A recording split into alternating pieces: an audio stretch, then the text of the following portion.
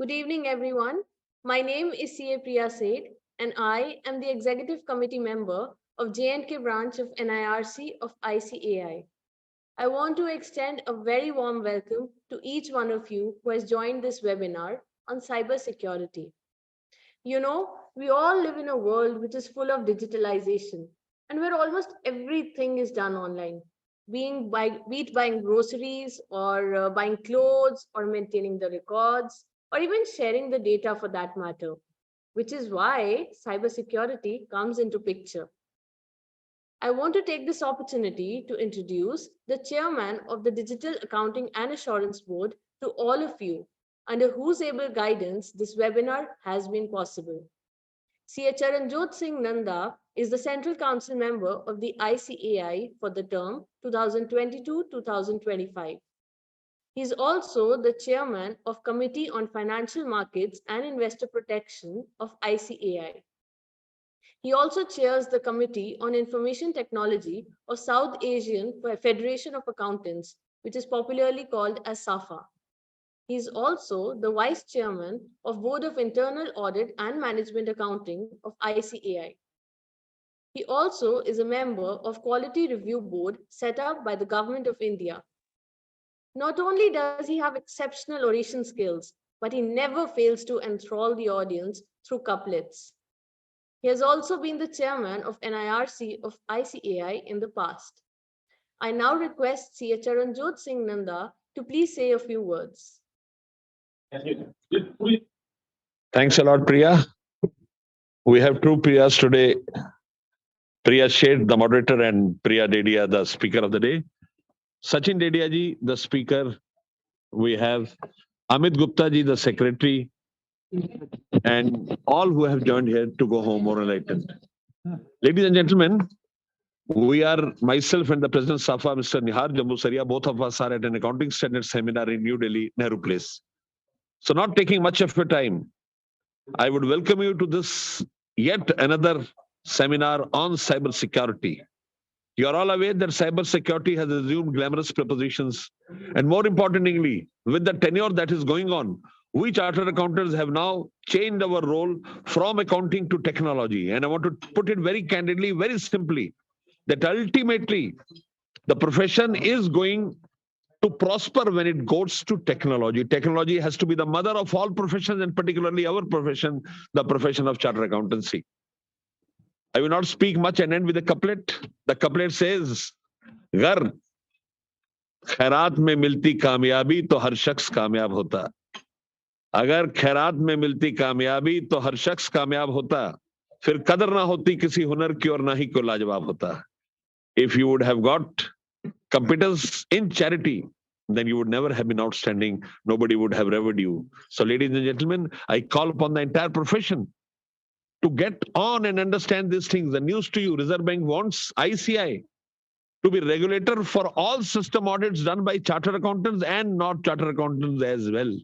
This speaks greatly of the credence which the regulators put to us. I have with me the Honorable President Safa, so not wasting much time, I'll give the dais to Mr. Jambusaria for his words of wisdom, a man par excellence, a professional par excellence. Just over to Mr. Jambusaria. Yes, sir. Madam, you could go do the introduction and all pleasantries.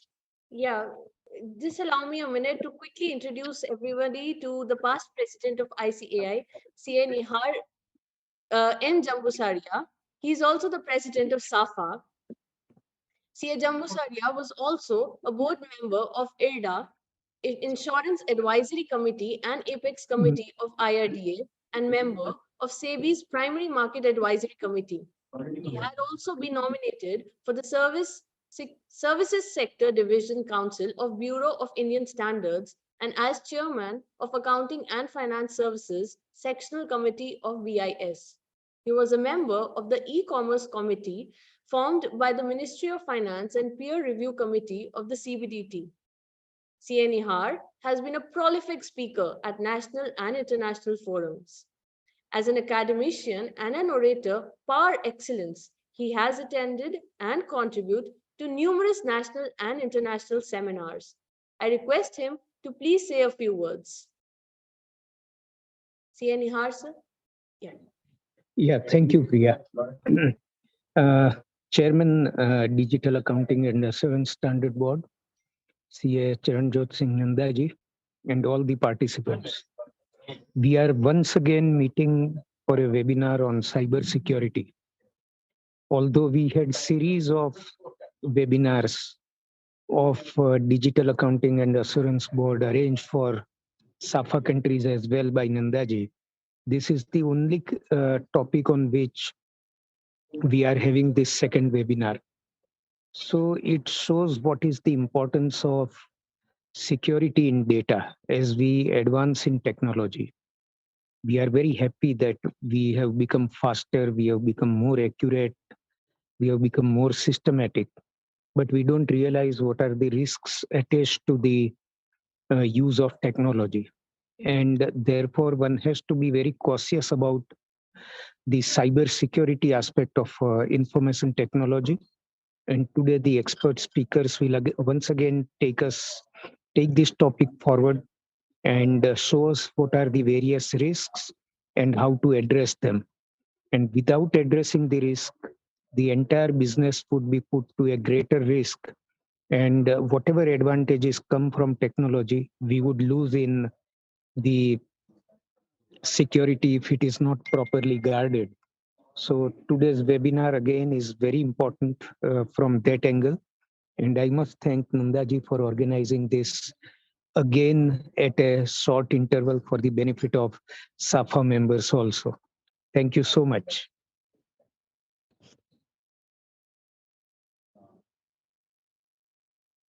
Session.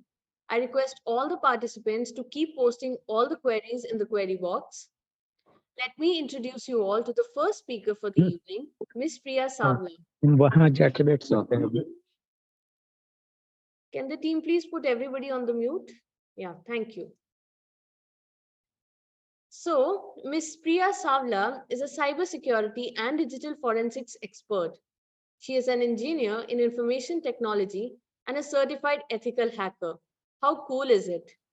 With over 12 years of experience in the domain, Priya performs risk audits, vulnerability assessment, penetration testing of apps and networks, digital forensics assignments, and projects of various MNCs, corporates, and government departments. She has been closely working with the law enforcements like Income Tax Department and GST Department in the area of digital forensics and has also been a part of numerous raids and searches and seizures. She has also conducted numerous trainings, seminars, and workshops with various institutions like Bombay Chambers of Commerce, ICAI, Computer Society of India, and at various colleges and universities.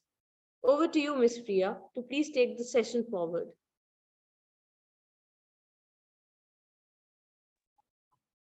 Okay, good evening, everyone. So today, Ms. Priya. One second. I'll just turn on my video in some time because there's some issue with the internet. All right, please go ahead. Okay. Today we are here to discuss the topic of cybersecurity. So whatever today me or Sachin, whatever we are going to show you, it will be completely practical, and we will show you some live demonstrations, and we will show you all the aspects of cybersecurity that even you yourself can, at some point you can implement those steps in your space, in your office, or in your even in your personal space, so that you can secure yourself, especially your data or your identity, which might be, which obviously everyone knows over here that data is very important, very crucial. Your identity is very crucial. And today there are numerous attacks which are happening with, one second. Yeah, today numerous attacks which are happening and are targeted for your identity, or maybe are targeted for your data. So data has become the new oil. Data can be any kind of data, your financial data, or maybe even your bank accounts, or maybe your even your Aadhaar data, personal data, any kind of data, basically. So I will be showing you like the first topic that I'm going to cover right now, since I'm talking about data, is that you must have heard that there are lots of you can say you must have read in the newspapers also that many of the companies' data is getting leaked. Like, for example, Air India's data got leaked, or Zomato's data got leaked, or let's say uh, there's this Mobivic wallet which had the Aadhaar data and the PAN card data of various customers, and it got leaked. So when we say that various companies' data is getting leaked, so where does that data, how do we get to see that data? And how do we come to know that, okay, my data has got leaked, or maybe, XYZ data has got leaked? So how do I find out where that data is going? So I'm just pointing out to that zone that I'm going to talk about something called as Darknet right now. Darknet is a space. Have you heard about Darknet? I mean, Darknet is like, the whole of internet. Let's say whatever you do on your computer, whatever you're searching on Google, that is just the 20% of the whole internet. I mean, I'll just share my screen. Just 1 second. And let me know if you can just see my screen. I hope you're able to see my screen. Yes, it is visible. Okay. So whatever I'm searching on the internet, be it any search engine that I'm using, Google, Yahoo, Bing, whichever search engine I'm using, that whatever I'm doing over here, I mean, Gmail, email, Facebook, Instagram, whatever accounts you must have opened, or whatever activity you're doing using your normal search engines like Google, Yahoo, Bing, that is the whole 20%. That is just the 20% of the whole internet. I mean, just the 20% of the whole internet. Rest 80% or 90% is actually a space called as Darknet. So Darknet, I'll show you how it looks.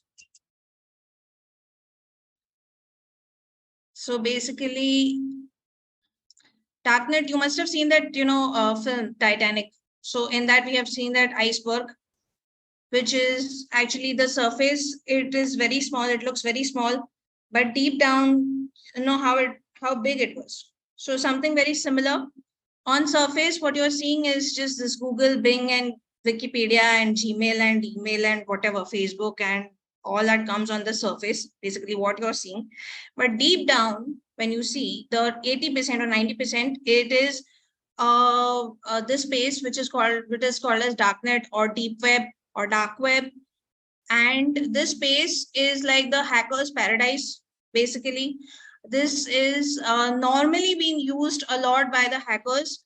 Why? Because this contains all, whenever some data has got leaked, or let's say a company's data has got leaked, or your personal data gets leaked, or let's say government records, or medical records, or if you want to do, if you want to buy something, something illegal, like illegal arms and ammunitions, drugs, and all those transactions and all those illegal activities also happen on Darknet, in this space. So why I say this is the hacker's paradise, because this is whatever you do on Darknet or deep web is completely not traceable. Whatever activity you're doing, whatever you're surfing, no government or no other country can, watch upon it, like from where this thing has come up, or who posted such kind of thing on Darknet. So I'm going to show you how we'll go on, how Darknet looks, how we can visit Darknet. So basically, To visit Darknet, there is this wonderful tool, which is the, I'll just write it over here. Yeah. So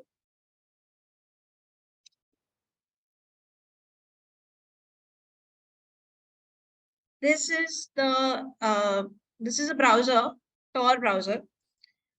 This is the hacker's most preferred tool to do any kind of activity, any kind of a hacking related activity.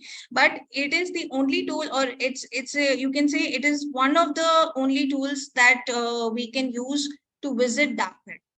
So basically, Tor browser is it's a free browser. It is freely available on the internet.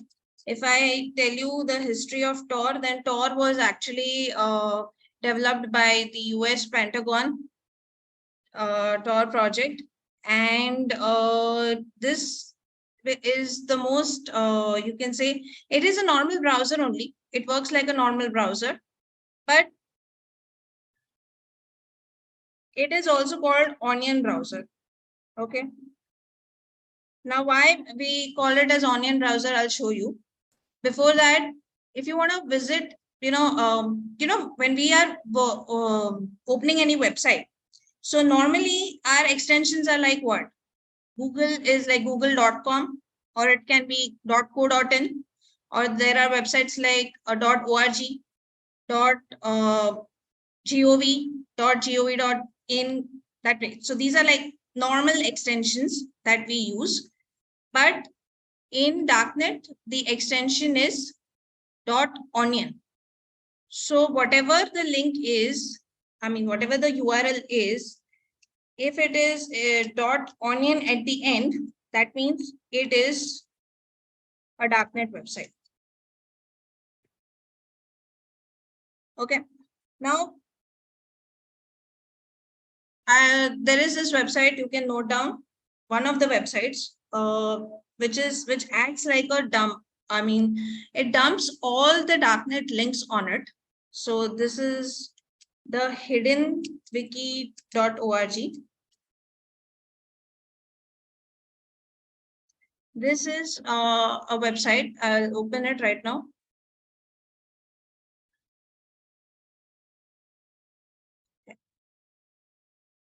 The hiddenwiki.org. This is like a space which actually dumps all the Darknet links. Now, you must have heard WikiLeaks, right? WikiLeaks was founded by two people, Julian Assange and Edward Snowden, right? So those two guys were from NSA, and they knew that US is actually monitoring each and every person using their resources like if you're using Gmail, or if you're using Facebook, so every other data, you already know that your data is actually being going to US. So US is getting your data for free. If I have to talk, then let's say US is the king of software or technology, and China happens to be the king of hardware. And India is what? If I talk about India, India is what? India is the king of data. 100 crore plus population's data, we just give it for free. We are using all the technology, all the softwares, or all the websites, which are actually all the servers which are hosted of US, and we are using the hardware which is actually made in China. Even if you know that iPhone is also made in China, but the software that iPhone is using, the Apple, the OS is where it's in US. So basically, Facebook, if we say Facebook is the server is actually in US. So basically, whatever technology comes from US, whatever software comes from US, and whatever hardware which is coming from China. And this, software especially, or like the websites, or whatever technology that US gives us, first it gives us everything for free. Okay. So we Indians have this habit of using data for free. I mean, whatever we get, we want, something agar free mein mil raha hai, to hum log free mein use kar rahe. We want to use it for free. Right. So, let's say US gave us Gmail, so we started using it. US gave us Facebook. It is not charging anything, right? So we started using it. Now, we forget one thing, that when we are using that technology, so that country will also take something from us, right? So what is it taking us? Taking something from our side, that is the data. So it started monitoring all the data. So whatever activity you are going to do using their platform, they will come to. So now this is like discrimination. So, Julian Assange and Edward Snowden, they were very much concerned that US is having this very, great policy of, destroying other countries' economy. It always wants to be the supreme. So to expose that, they developed this platform of WikiLeaks, and they started, posting everything, that all the ideas and everything of US over there, right? So basically this thing got exposed at that point of time, and thanks to these two guys. Now, similarly, I just exaggerated about WikiLeaks a lot, but similarly, I just want to make you understand that Hidden Wiki is a space where we can get Darknet links for, it keeps on dumping the Darknet links. So, or deep web or dark web links, basically. So, if you can see, I've opened this website. Now, you might have heard about cryptocurrency. So, in Darknet, only cryptocurrency, and that too only one currency, that is Bitcoin, is being used. So whatever transaction you are going to do, that will all be again anonymous, and only one currency will be used, that is Bitcoin. So you might be aware that whatever transaction, if it happens in a cryptocurrency, and that too especially in Bitcoin, so if you want to trace that person, that who was the origin, or maybe who received it, that is very, I would say, impossible to do if you're using Bitcoin. So you cannot, it is completely untraceable. You're not able to trace who is the sender and who is the receiver if you're using Bitcoin. So again, basically the transaction remains anonymous. And if you're using anything on Darknet, whatever, you won't be able to trace that person also. I have this one more topic of proxy and VPN servers. So I'll be explaining that in that, how we can stay anonymous, and how this is, advantages and disadvantages also. So I'll explain in that. But right now we are talking about Hidden Wiki. We are talking about Darknet.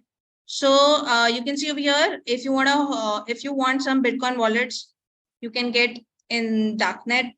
This is like drugstore. As I said, all the illegal activities also happens over here. There was this Silk Route.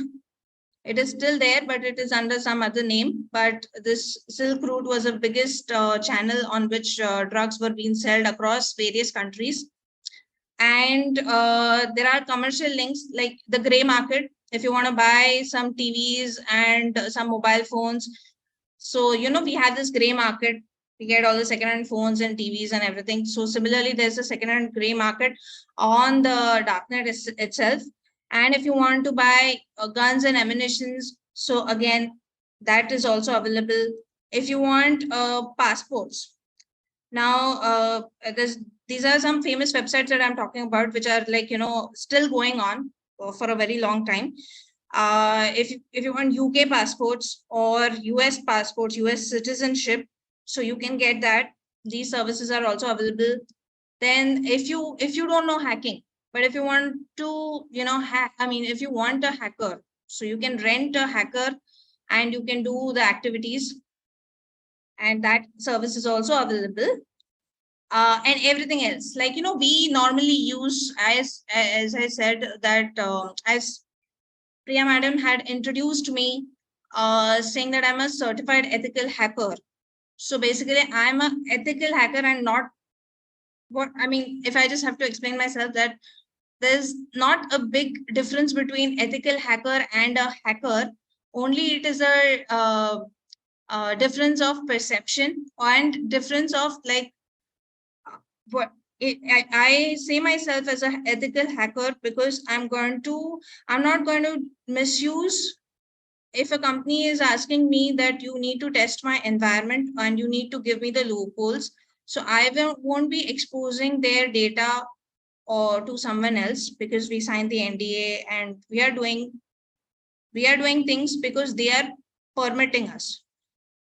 If the difference between an ethical hacker and a hacker is that only there's a word permission. Hacker does not need a permission. They will just do if they want to spoil your name, or if they have some grudge against you, or if they want your data, or if they want your money. But ethical hacker is whatever you're doing, it is under someone's permission. It is if you are doing something for their resources to safeguard their security, to increase their security, that is because that person has given us the permission to do so. So that is the only difference. So basically, we as ethical hackers, we use this space to do a lot of research and to read a lot of articles and blogs. So we get government data also here sometimes. As I've been working with various government entities, so sometimes we need to find out some secret articles and stuff for the government as well. So we use this space for that. Okay, so now these are all the links over here. And I said that .onion is you can see this .onion. You won't be able to read this link. It is not a normal .google.com or something like that, or facebook.com or ici.org. It is not readable, but at the end it is .onion. So if I just click on this link, I'm using this Google Chrome, okay, right now. So you can see it is not going to open. I'm opening, let's say if I just right click this one and I'll open this link in the new tab. So I won't be able to, this link won't open. Why? Because this .onion is not made for normal browsers. I mean, we cannot serve Darknet links using our normal browsers like Chrome, Safari, Firefox, Internet Explorer, Microsoft Edge. We won't be able to do so. So for this, I had said in the beginning that we are going to use Tor browser, which is also called as the Onion browser. So Tor is completely free. I said that it was developed by the US Pentagon. But then they had, as I said, that US has this habit of giving things for free. Why? Because it wants others to use their resources so that they can get the data. So they had made they had made Tor public because they wanted others to use and so that they could get the data. But things got complicated. And that is the reason now, even if US is trying to monitor, they are not able to do so. I will explain that why. Okay, so later. Yeah, so I have already installed, this is a free browser. Okay, it's an open source browser. So even if you want to install, visiting Darknet, using Tor is not going to do any kind of a harm. Visiting Darknet links won't be doing any harm. But if you are doing any kind of a transaction, then that is at your own risk. If you're downloading things from Darknet, again, that is at your own risk. So I've already installed, I'm just starting the Tor browser right now.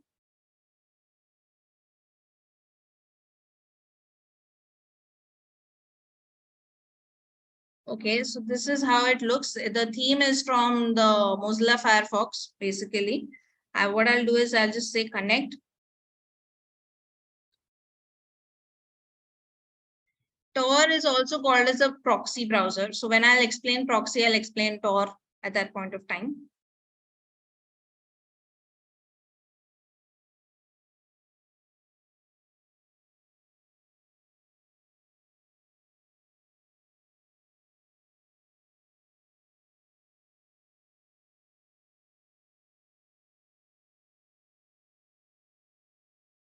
Okay, so now see this, my browser has started. Okay, now one more thing. The most famous, like we use Google, we use Bing. These are the famous search engines over the internet that we are using, right? But the most famous search engine on Darknet is DuckDuckGo.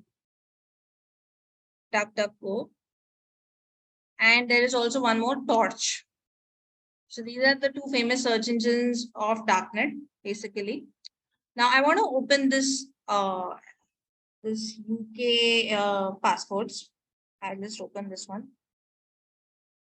And I also want to, let's say I want to open this Renter Hacker. Okay. So now when I see, again, I'm repeating, normally it won't open. So how do I open this? I have installed Tor for that, which is called as the Onion browser. And just it.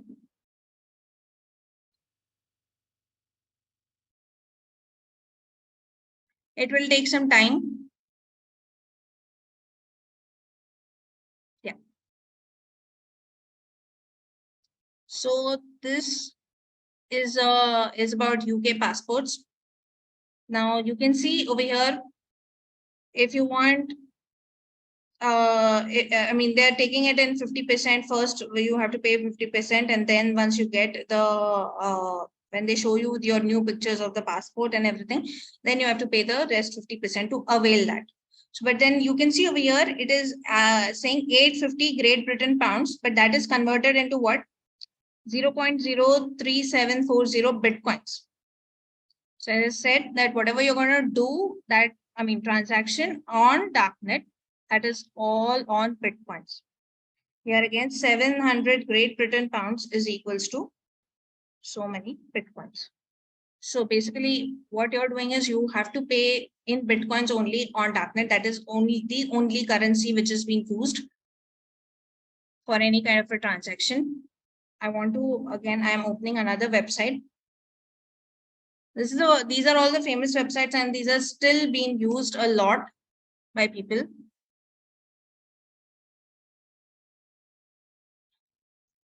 Yeah, so here you can see if this Renter Hacker, now for small job, they are charging 250 euros. For a medium large job, that is ruining people, espionage, website hacking, TDOS. For big websites, 500 euros.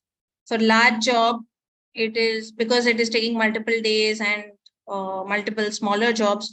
So it is charging 900 euros. And for an instant update and everything, urgent cases, it will take 200 euros. So basically, but again, over here also, if you see, you need to pay in Bitcoin. That currency is converted into Bitcoin. So these are all the space. I mean, this is the space. That is why I'm saying that if you get a lot of anonymity, first of all, you're not able to open any website, any Darknet website on just like that. I mean, on the internet by just using Google Chrome or Firefox or Safari by a normal browser and a normal search engine, you won't be able to open these links. But if you want to visit them, you need a special browser, that is a Tor browser. And again, so that is creating anonymity. And the other thing is keeping anonymity is this. So anonymity is a very important aspect if you're coming into cybersecurity. That is like whenever we are doing any kind of an attack, or maybe if you're doing any kind of an activity which is in cybersecurity domain, the first thing that we have to learn is keeping ourselves anonymous, so that no one can just trace us and we don't fall into trouble. be it an ethical hacker or a hacker. So this was all about Darknet. If you have any queries, please let me know about Darknet. So if not, then we'll go on the other topic.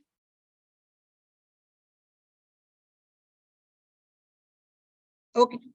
So we'll continue with the other part.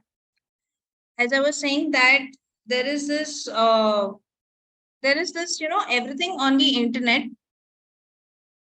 I'll just close this 1 second.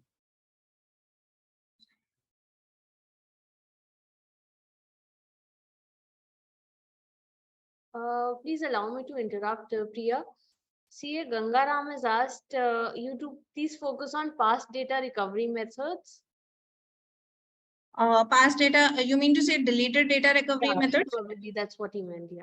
Yeah, so I'll be showing you 1 or 2 tools demonstration also, like how do we perform the deleted data recovery also. But deleted data recovery is not exactly, you can say you won't be able to get what content you will be getting if you've deleted, let's say, data from the hard drive has got deleted or pen drive has got deleted, or any, from your laptop or from your PC or from your digital space. If data has got deleted, then there is no guarantee that how much data would be recovered and what data would be recovered and which period data would be recovered. It can be if you want that I have just my data got deleted, which was only of 6 days, like some 6 days old data I want to recover. That is, there is no guarantee, because sometimes it is like 6 months data also can be recovered, but 6 days, just 6 days prior, some data got deleted and you want only that. That is no. It depends. So data recovery is pure luck. There's and how much data would be recovered, again, that is all pure luck. So I'll be covering a few tools. I'll show you one or 2 tools demonstration also at the end. Can you quickly answer one question from CA Bhagya? Yeah.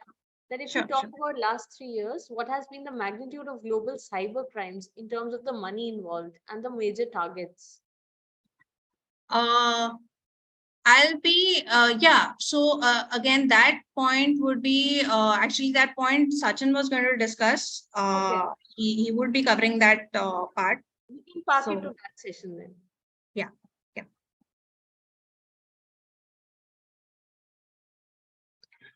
Okay, so I'll just cover this topic that is of proxy.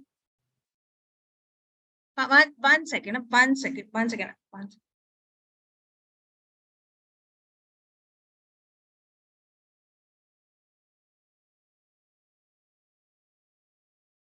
CA Arjun wants to know if Brave is also a proxy browser.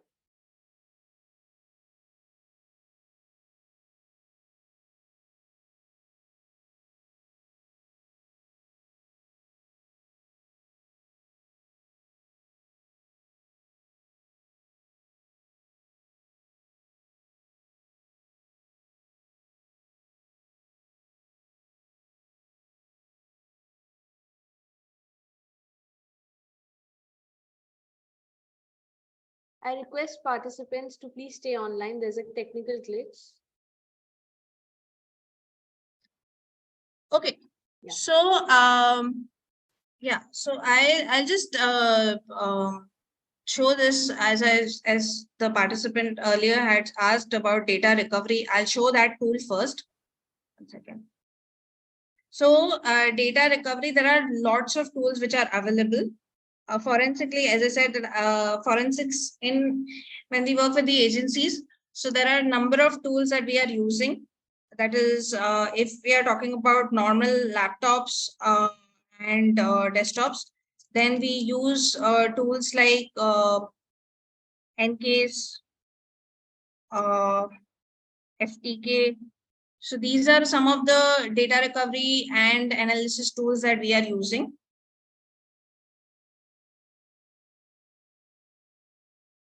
So NCase is again, it's a commercial tool, paid tool. It's not a free tool, basically. And this is the actual company, OpenText, and its tool is Encase. Then there is this FTK. FTK is Forensics Toolkit.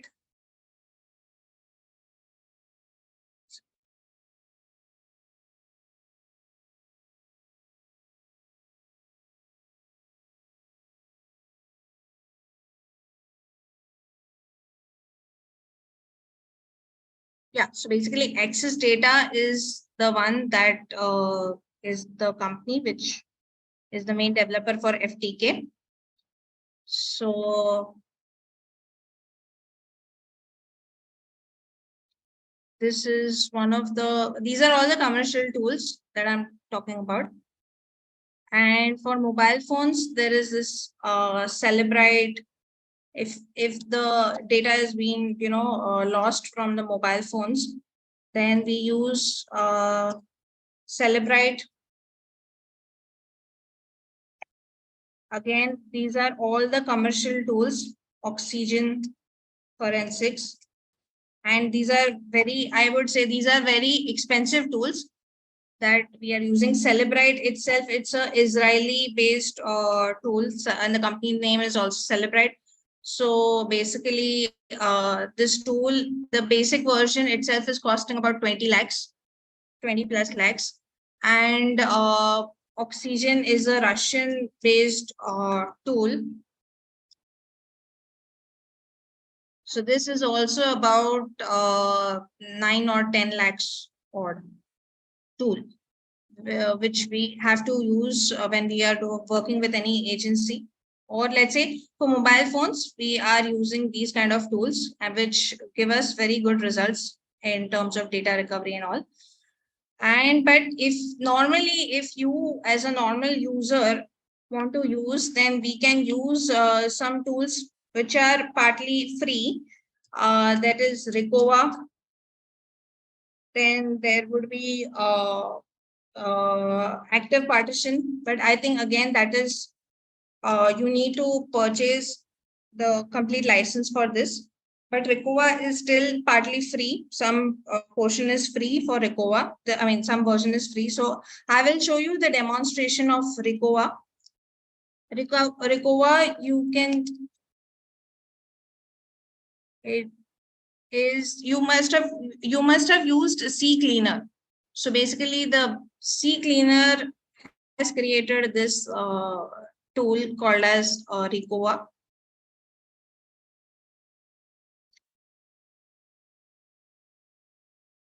So I'll just run that.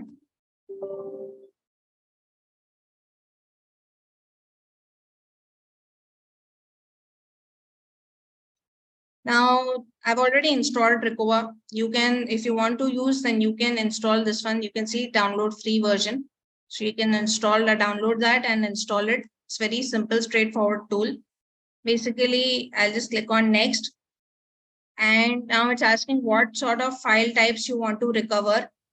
So basically, if I have an SD card of a camera, so I can select with pictures or video, something like that. If I just want to recover documents of some pen drive or some hard drive or maybe of my computer, then I can go with documents. Or if I don't know, I want all the files, then I'll just go with the all the files option, show all files. I'll click on next. Now, where is that? From where? So you need to provide a location. So right now I'll go with in a specific location. As I said, if it is a hard drive or a pen drive, just connect that and browse yourself to that location. I have not connected any kind of a hardware right now. So I'll just go with C drive of mine and click on OK. Click on next. And you need to, for Ricova works very nicely if you click on this option of enable deep scan, the free version at least. It works nicely. And you click on start. So this will take a bit of time because I've given complete C drive of mine, which is actually 1 TB. over here. So it will take a bit of time. We are not going to wait till then, because if you're using a pen drive, or if you're using a 32 GB pen drive, or hard drive which is of 256 GB or 500 GB, so accordingly the time will change, and it will take a bit of less time. And it again depends on the processor that you are using. How good is the processing power? For me, for my this thing, it is showing 2 hours right now. So we're not going to wait till that. I'm just waiting a little so that I can get some result and I can show you that result. I'm just waiting for a little bit. When you are done with this thing, we can quickly take the questions towards the end of your session, and then you can continue with your topics once you just show this thing. Yeah, sure. All right.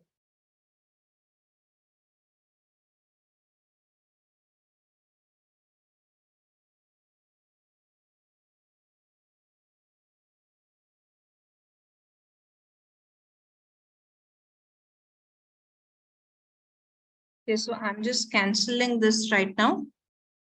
So let us see some result.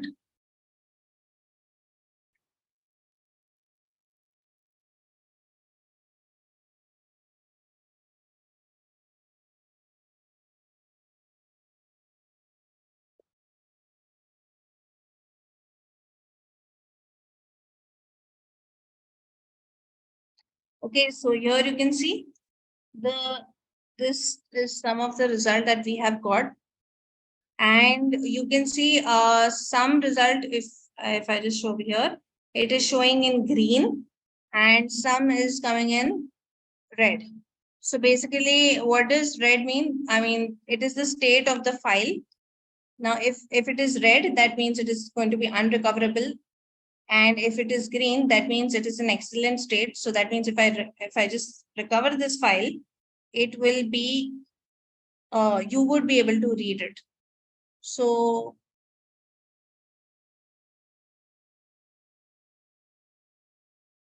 one second.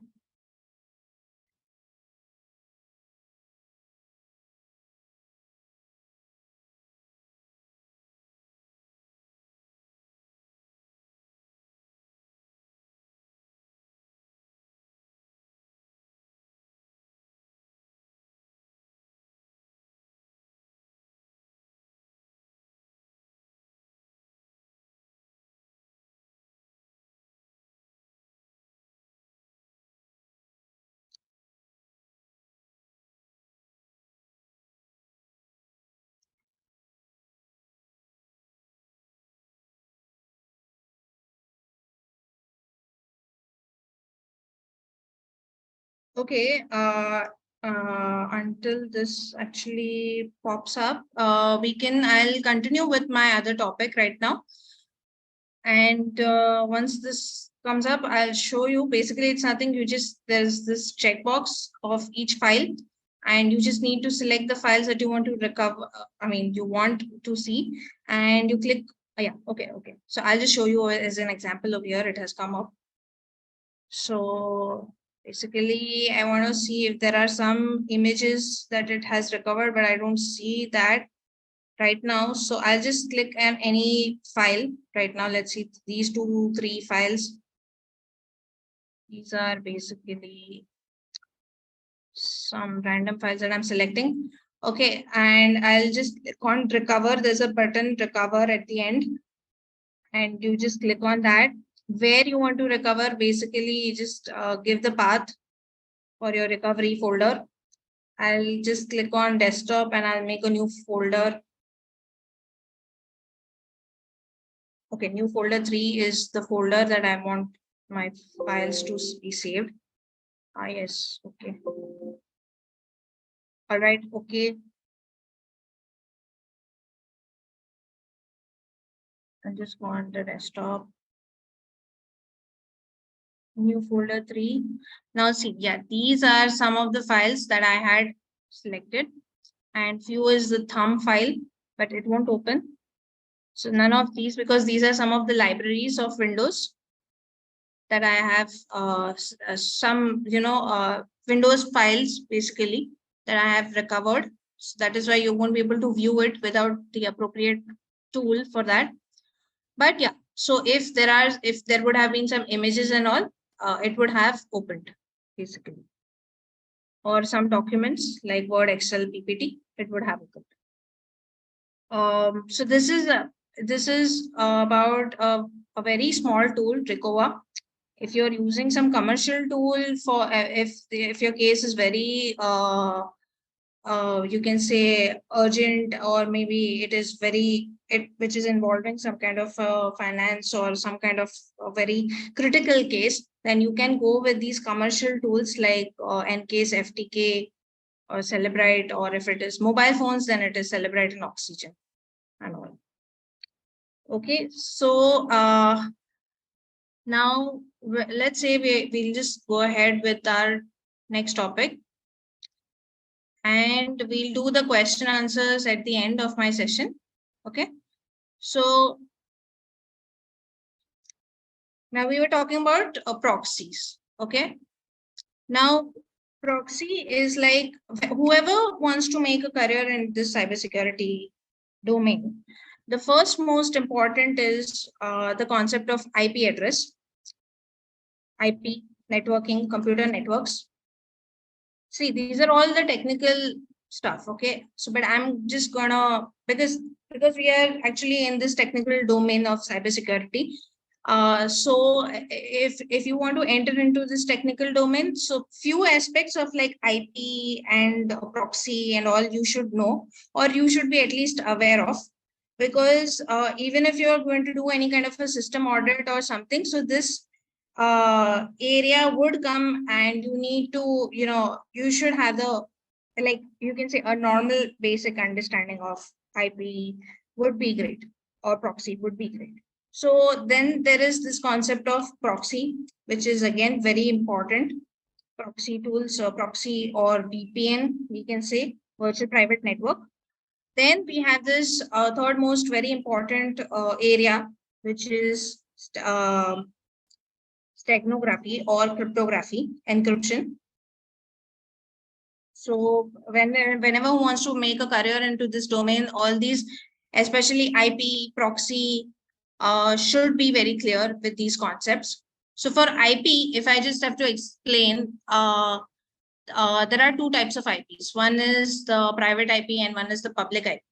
So how do you open a public IP? How do you come to know what is your public IP, basically?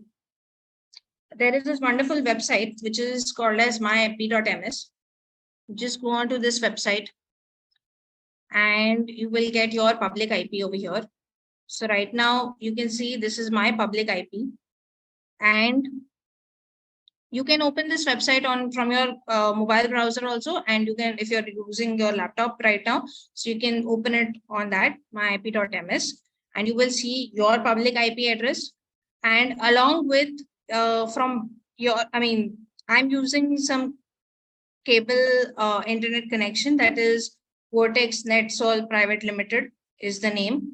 So you can see this is my ISP right now, and the location is actually India, and I'm from Mumbai right now. So again, yeah, okay. So the server of the ISP is in Mumbai, so that is why it is coming in India, Maharashtra, Mumbai. And again, but the focus is that our focus in right now would be on IP address and the location.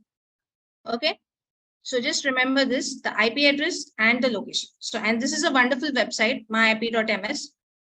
So remember this website if you want to deal with public IPs and all. So now with respect to proxy, we are gonna open this. I have this browser, which is Opera browser. It's a wonderful browser, basically, and it has an inbuilt proxy tool, which is called as a VPN, virtual private network. So it has an inbuilt VPN. So if I just have to show you how VPN works, one second.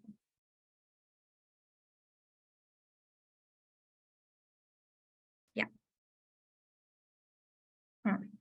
So now this browser as I said, it has an inbuilt VPN. Normally, if you have to use this install this browser, this VPN button won't pop up, but you can always you go into the settings, browser settings, and you can. One second.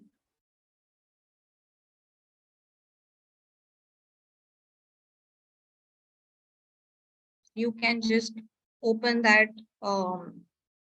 enable that VPN. Yeah, so here you can see I just went into Opera settings, and you can enable the VPN from here if you want to use the VPN. VPN is basically to hide your identity. Let's say if you are visiting a website which is of some country, and let's say if you don't want that website owner to come to know that you are actually from someone from India is actually visiting this website. So basically you don't want yourself to be traced. So that is the reason why we use this something called as a proxy browser, proxy, or VPN, virtual private network. VPN is it creates a layer. Basically, I'll show you how once VPN is active, how it looks. Basically, how the other person will think that you're coming from some different country. Basically, okay, I'll just turn this on right now. See, I clicked on VPN, and right now it is off. So now I'm just connecting. And now it is actually showing that it is coming from America. It has given me an IP which is coming from America. Now, if I open my ip.ms from here,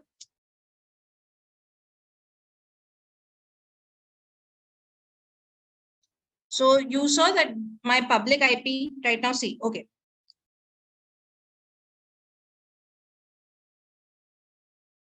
When my VPN was, let's say, I'm just turning this off again and I'm refreshing this. Yeah. So you would remember this is my actual IP right now.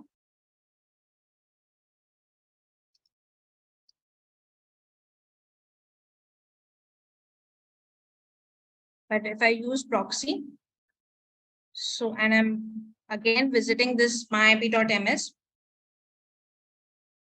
So now myip.ms, this website is actually thinking that someone from US is visiting, and the IP is actually this.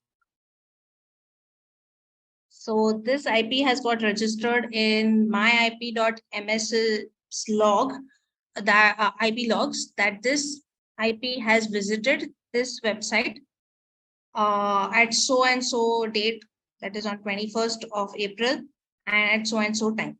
And the location is what? It is US. So basically, it won't come to know that someone from India is actually visiting this.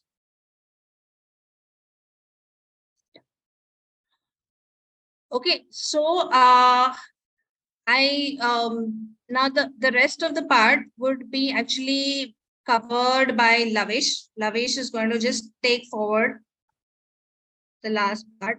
So Lavish, are you here? Yeah, ma'am. Yeah. So Lavish is my colleague, and he'll just continue with the session.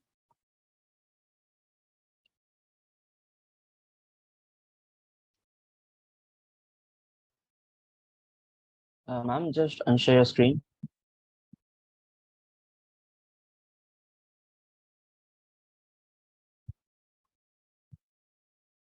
That's possible. Actually, ma'am, my camera is clogged off because of the profession I am in right now. I have to keep my camera closed off. Okay. So a little bit of information about myself. I'm an information security analyst. Okay, and a hacker, you could say. From for the novice people, the technical term of information security analyst is not very good sounding. So I prefer to be called as an hacker, but a hacker with a good purpose. My job is basically to break into things which are majorly websites, mobile applications, and networks, network security applications. So what we'll be covering today, so as Priya ma'am mentioned, we went through what IP is, what VPN is, and all.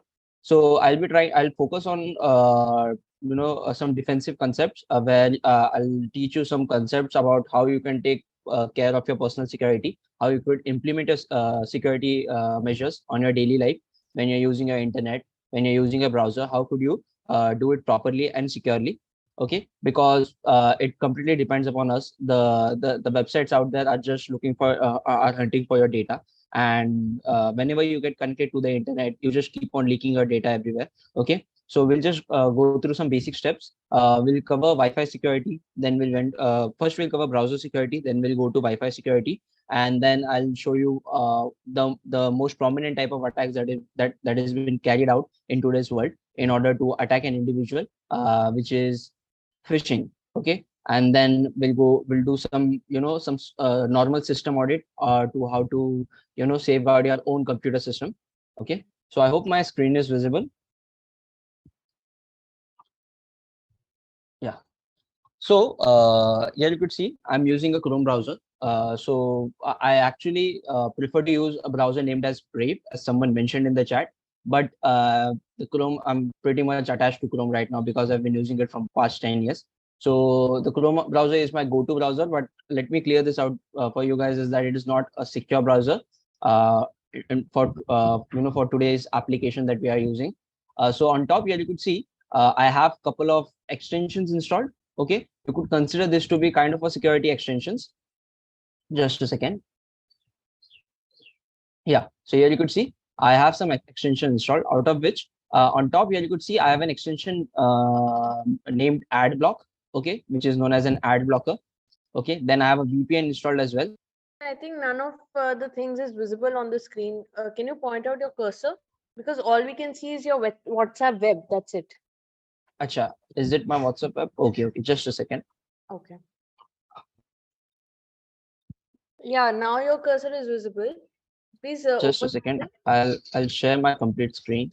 Okay.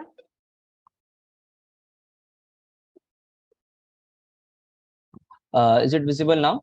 Yes, it is. And please point out the extensions that you are referring to. Yeah.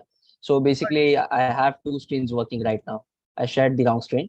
So here you could see that these are the extensions that I use predominantly. If you don't want to trouble yourself with installing all these extensions, the best thing you could do is just go opt out for a browser known as Brave.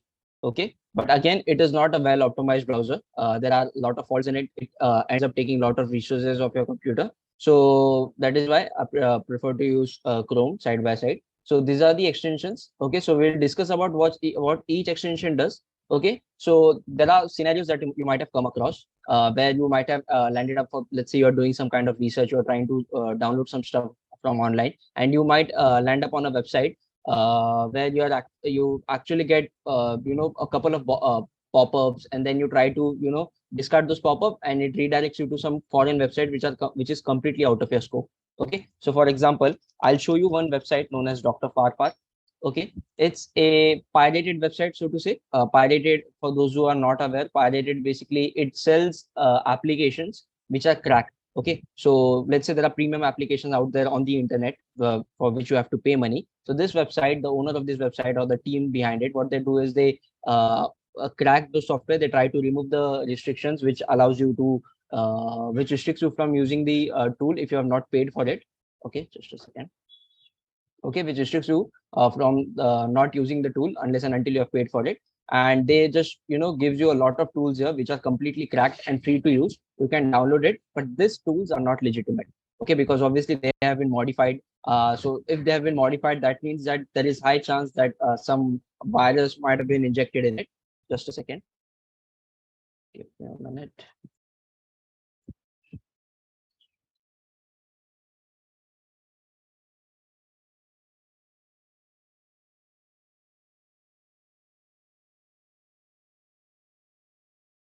Okay, so you can see these are all the cracked applications. Okay, I'll recommend not to download any of this because in most cases, what happens if you were to go on this kind of websites which sells cracked applications or pirated torrent websites which sells or there are a lot of movies that are hosted on those kind of website.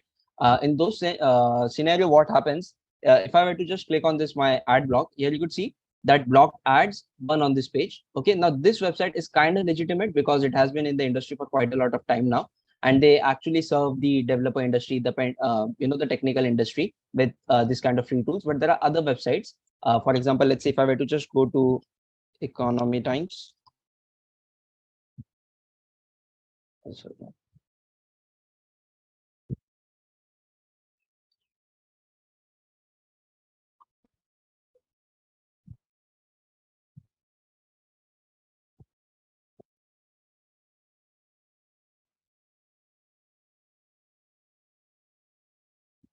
Okay, so here you could see on top, if I were to click on my ad blocker extension, here you could see they are saying that they have blocked 5 ads on this page. Okay, now ad doesn't mean that it is going to be malicious, but in most cases it is going to be malicious. Now in the Economic Times scenario, what is happening is they have some extension, some adverts that are running on these websites that actually helps them to generate revenue. Okay, so even if you are not a part of this website, if you land on this website, you click on some of the ads that they have posted, and it's kind of an affiliation. Okay, so they generate revenues through this kind of methods. So Economic Times could be considered as a legitimate arrow step website to browse. But on the other hand, there are websites such as Pirate Bay, which allows you to download movies. Pirated movies. Now, if I were to use this website without having this extension enabled, what happens is I'll be there will be a lot of pop-ups on my screen. Okay, a lot of ads would be running on my screen. And if I were to click on any of those ads, my browser, my session will get redirected to a different website. Okay, and that website will be completely malicious. Those website could strip down all the data that is stored onto your browser. For example, you might be using the saved password technology that Chrome browser offers you. Whenever you log into an application, there's an option to save your password, right? You click on save password and it gets saved on your browser.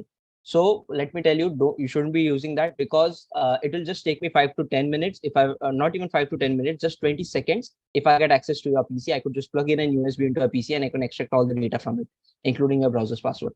Okay, and if luckily if you were to land on my website, there's high chance that I could be able to do that from there as well. So a remote attack is also possible.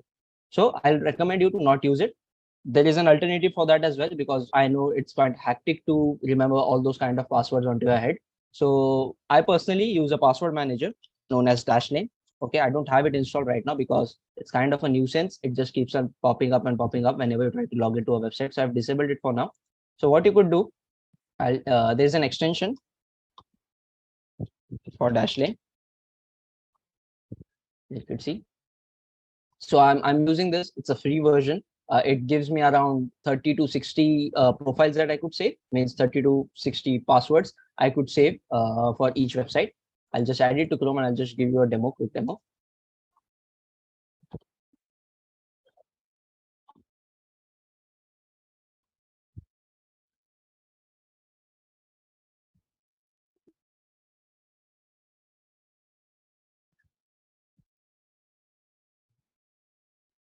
Yeah, you could see it's installed. I might have to log in.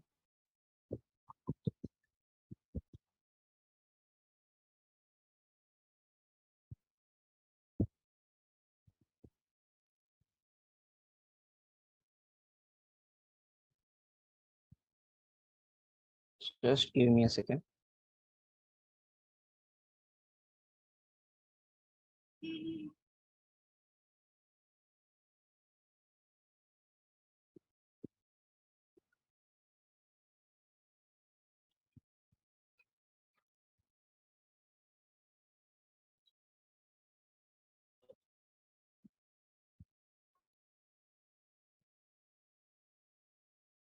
Okay, I might need to unshare my screen for a second just to enter the password. Some security measures that I need to take. Sorry for the inconvenience.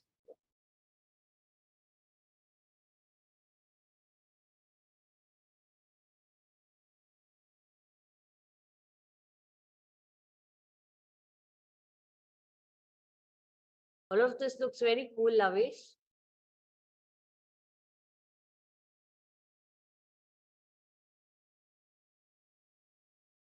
The cool part is yet to come. I'm already impressed. So here you could see, this is my Can you share Dashlane. your screen again? Is it not visible? Just a second. Yeah. So here you could see, this is the manager, as I was mentioning. It gives us around 30-35 free profiles that I could save. I've saved a couple of passwords of my choice over here. It's kind of a handy extension that you can use. There are other alternatives as well. You can do your own research and install any one of your choice that you prefer. There are some famous one out there, which is KeePass, LastPass, and all of those password managers that you can use. So basically, how it works is that you just have to browse onto a website. Okay, you need to enter your credentials. Instead of saving it to the browser, what you have to do, you have to there will be a one more option will get popped up. That is to save the passwords or the profile basically onto the Dashlane manager. Okay, so next time whenever you try to log in, it will the fields, the username and the password fields will automatically get filled by the Dashlane password manager, and you don't need to type anything. Okay, and it is completely secure. So that is what the password manager is used for. Okay, and I'll recommend you guys to use a password manager. If not Dashlane, there are many others out there. So you can choose any one of your liking. Okay, so that was about password manager. Coming back to our this ad block. Okay, so as I mentioned, that ad blocker, it actually helps us to safeguard our websites from different ads. If time permits, I'll show you an attack which is regarding web, how attacker could actually take control of your entire browser session just by making you land on his website or the website that he controls. Okay, so I'll again suggest you guys to install AdBlock. Okay, if you're using Google Chrome, or if you want to use Brave, you can go on ahead with that as well, because that browser has an AdBlock extension pre-enabled. Okay, you don't need to download any extensions of such kind. It is inbuilt in the browser itself. Okay, so these are a couple of the extensions that I use. Then there is one more extension known as HTTPS Everywhere. Let me just check. Yeah, this is the extension HTTPS Everywhere. So you might have noticed whenever you are browsing the internet. Okay, if I were to just click on the URL. Okay, on top here you could see that Economic Times of India is the URL, but the prefix here you could see it starts with HTTPS. Okay, now what is HTTPS or HTTP? So to say, just a brief introduction. This is how this is the protocol which is used, to make the internet a living thing. Basically, every data that is being shared onto the internet, you're downloading it, you're sending and uploading it to anyone, sending it to anyone. All the communications that happens onto the internet, which is regarding the web application. Just a second. Yeah, that concerns the web application part of the internet. It is governed by HTTPS. Okay, everything works on HTTPS. Okay, so the main protocol name is HTTP only. Okay, it is just known as HTTP, but we are using HTTPS because it stands for Hypertext Transfer Protocol Secure. Okay, let's say there are quite a lot of websites out there which works on HTTP as well. Okay, let's say if I were to land on such website.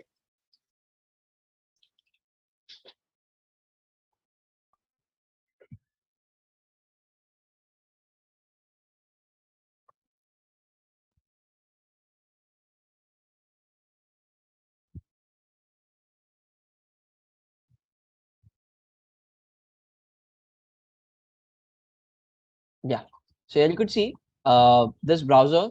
So the extension that I'm using, HTTPS Everywhere, is actually enabled right now. So because of that, what is happening? I'm actually trying to access a website known as testphp1web.com. Okay, and it is actually hosted on HTTP. Okay, it doesn't work on HTTPS. So the extension is actually giving me a pop-up stating that the website that I'm going to use, it's working on HTTP. So it is better for you to not proceed with it. Okay, and if you want to proceed with it, you should do it on your own risk. Okay, so I'll just do proceed anyway. So what happens when you're using HTTP? On top of here as well, Chrome is stating that it is not secure. Okay, if you were to read this, it is stating that your connection to the site is not secure. You should not enter any sensitive information on this site, for example, password or credit cards, because it could be stolen by attackers.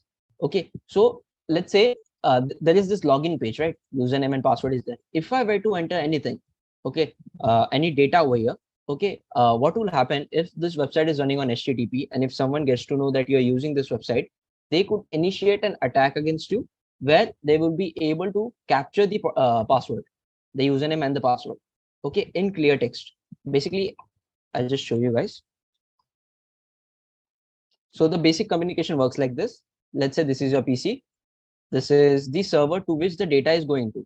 Okay, this is the basic request response model on which the internet works.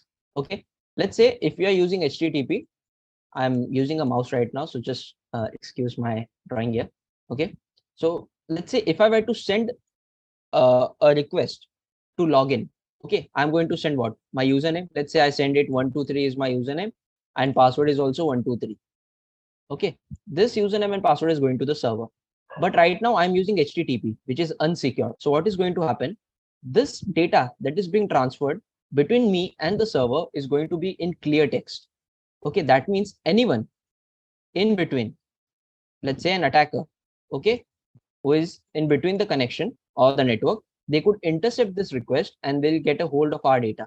Okay, they'll get hold of the username and the password, and you know what they could do after that, right? If they get to know what your username and password is.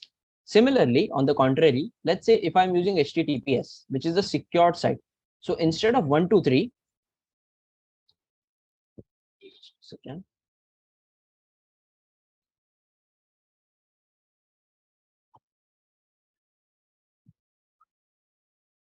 instead of 123, okay, encrypted data means that the data that I'm going to share is going to get encrypted automatically. Okay, let's say I have typed 123 and 123 in the username and password field, but the data that is being transferred is going to be gibberish. Let's say it is going to be like this: XYZ 12 AB. Okay, and this was the username and the password would be 12 something like this. Okay, so it is going to be complete gibberish. Okay, now this data could only be read by the server. Okay, the server gets a hold of this data, then they'll decrypt it, then they'll get to know what the actual username and password is. So let's say in this scenario, if the attacker were to capture the data, would he be able to get a hold of our username and password? No, right? Because the username and the password that is being shared right now on HTTPS is encrypted. Okay, even if he gets hold of the data, he won't be able to decrypt it. Okay, because that is how encryption works. It's quite of a lengthy technical process that I don't want to go into, but I hope I'm able to articulate this properly. And you guys are able to get understand it. Okay, so this is how encryption and decryption work. So the actual data is actually being encrypted. Okay, so this is how we can safeguard ourselves. So that is why it is very important to always use a website that is using HTTPS and not HTTP. Okay, so right now this website is using HTTPS. That is why it is the Chrome is showing me a sign of padlock. Again, Dr. Farfar is also using HTTPS. Okay, I hope I'm making myself clear here. So this was regarding the. I'll just a second. I'll just turn on my machine.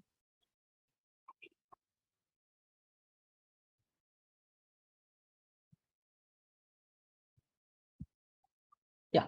So this was just regarding the browser. Okay. Now again, there are a lot of aspects that if you want to really safeguard ourselves, there are a lot of aspects that is involved in web browser security as well. Obviously, we won't be able to cover it in a single session.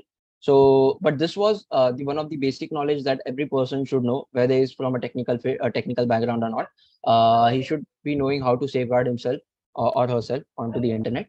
Okay, or while using or surfing the internet. So this was regarding the browser security. If there is any questions regarding this, please feel free to ask, or else we'll move on to the next topic. Yeah.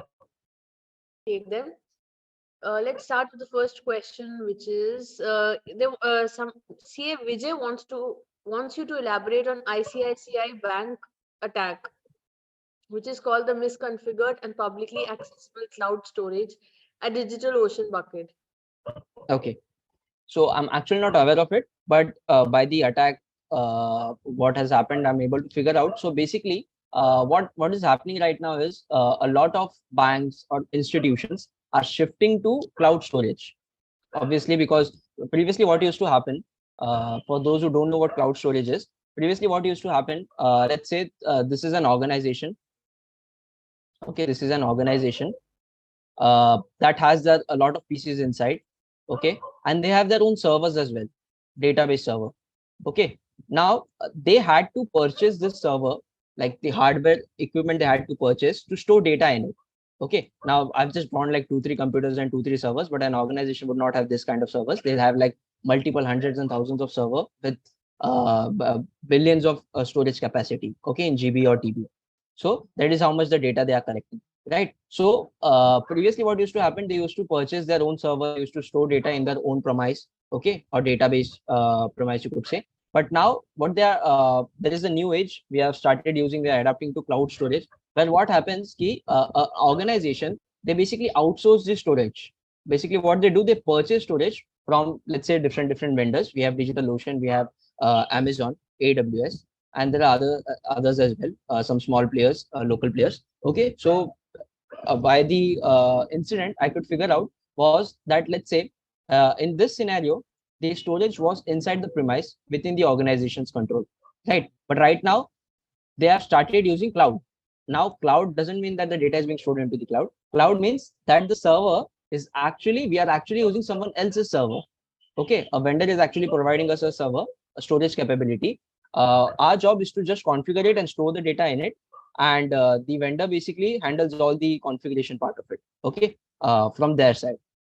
So what happens, as this is a new technology, I won't say relatively new, but it's kind of a new technology, where what's happening is in most cases they actually misconfigure those kind of server, because obviously there is no if a person who is configuring it doesn't have that kind of good knowledge, okay, they might left unchecked, or they if you're trying to configure it, you might misconfigure it. There might be some ports open through which an attacker can gain access to data. So similarly, what happened ki ICICI Bank was using a DigitalOcean cloud server which was misconfigured. It wasn't configured properly, and just by using the URL, or there are other tools through which you could directly access the data, okay, without submitting your username or your password. Even if you are an account a member of ICICI Bank account holder or not, any person out there on the internet could directly access data from the cloud server, because it is unprotected. Okay, it is misconfigured. So that is what has happened. I guess I could make out from that incident. I haven't gone through the actual case study of it. I'll make sure to do that, but I hope I'm able to clear this out. All right. There was a second part of this question as to how can we identify the vulnerabilities of such misconfigurations at various stages of development, production, or QA environments. Yeah. So basically, during production, so there is something known as a CI/CD pipeline, continuous integration, continuous development pipeline. So basically, what we do here is, like, parallelly, we set up a security team and a development team. A development team is continuously working on the application or the product which is being developed. Okay, and there is a security team. After every stages that has been developed, it goes to the security team. The security team does its checks, and then it gets a gives a thumbs up, and then that particular module is again goes into the next stage of the development.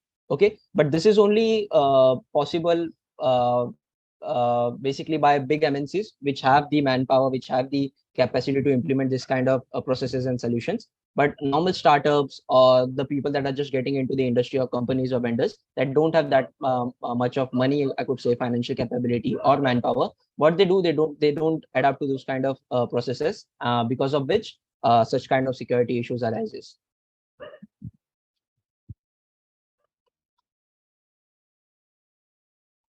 CS Satyashlok wants to ask, will IP address not get tracked if I use Darknet?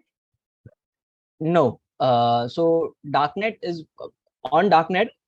It is mostly advised you to use Tor browser, and Tor browser itself hides your IP.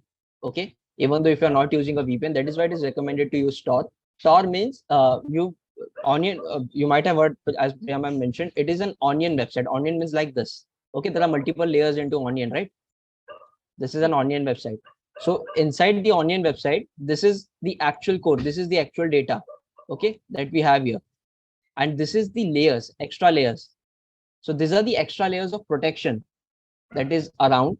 Okay. So in order to reach the main core data, you need to go through the extra layers. So the Tor browser actually provides it without enabling any VPN or any of those kind of solution.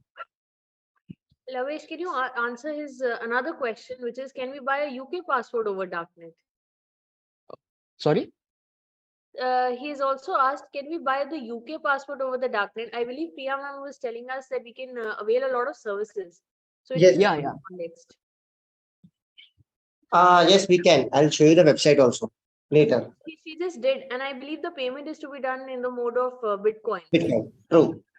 And she also suggested not to do that. If you do that, do it on your own risk, right?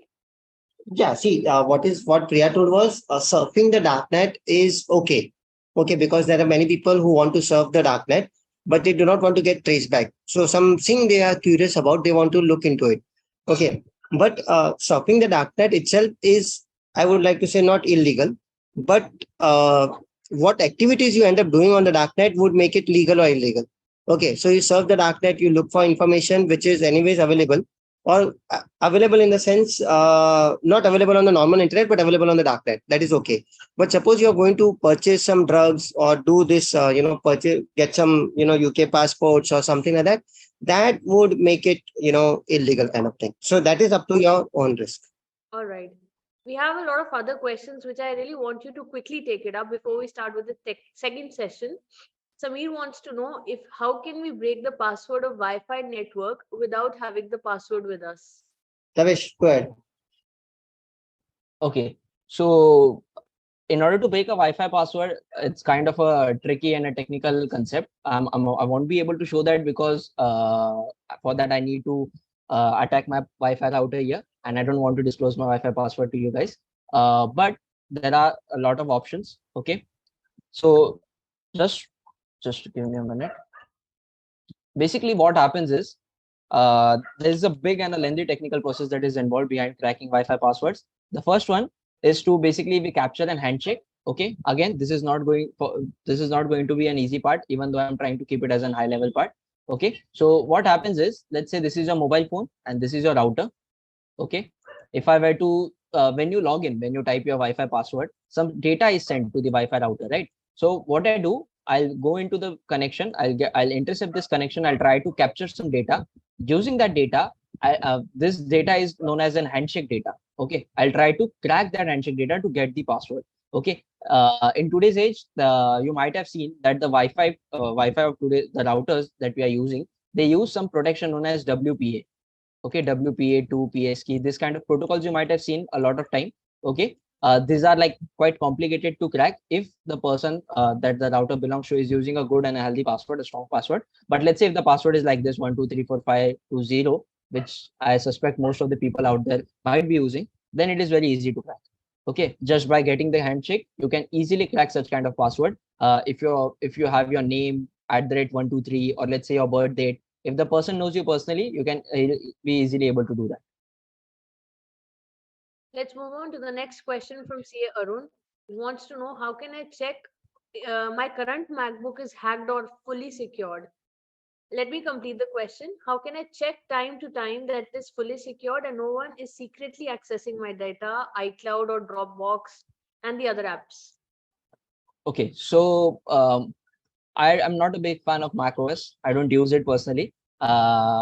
First thing, because I can't afford it, and the second thing, I don't like the technology.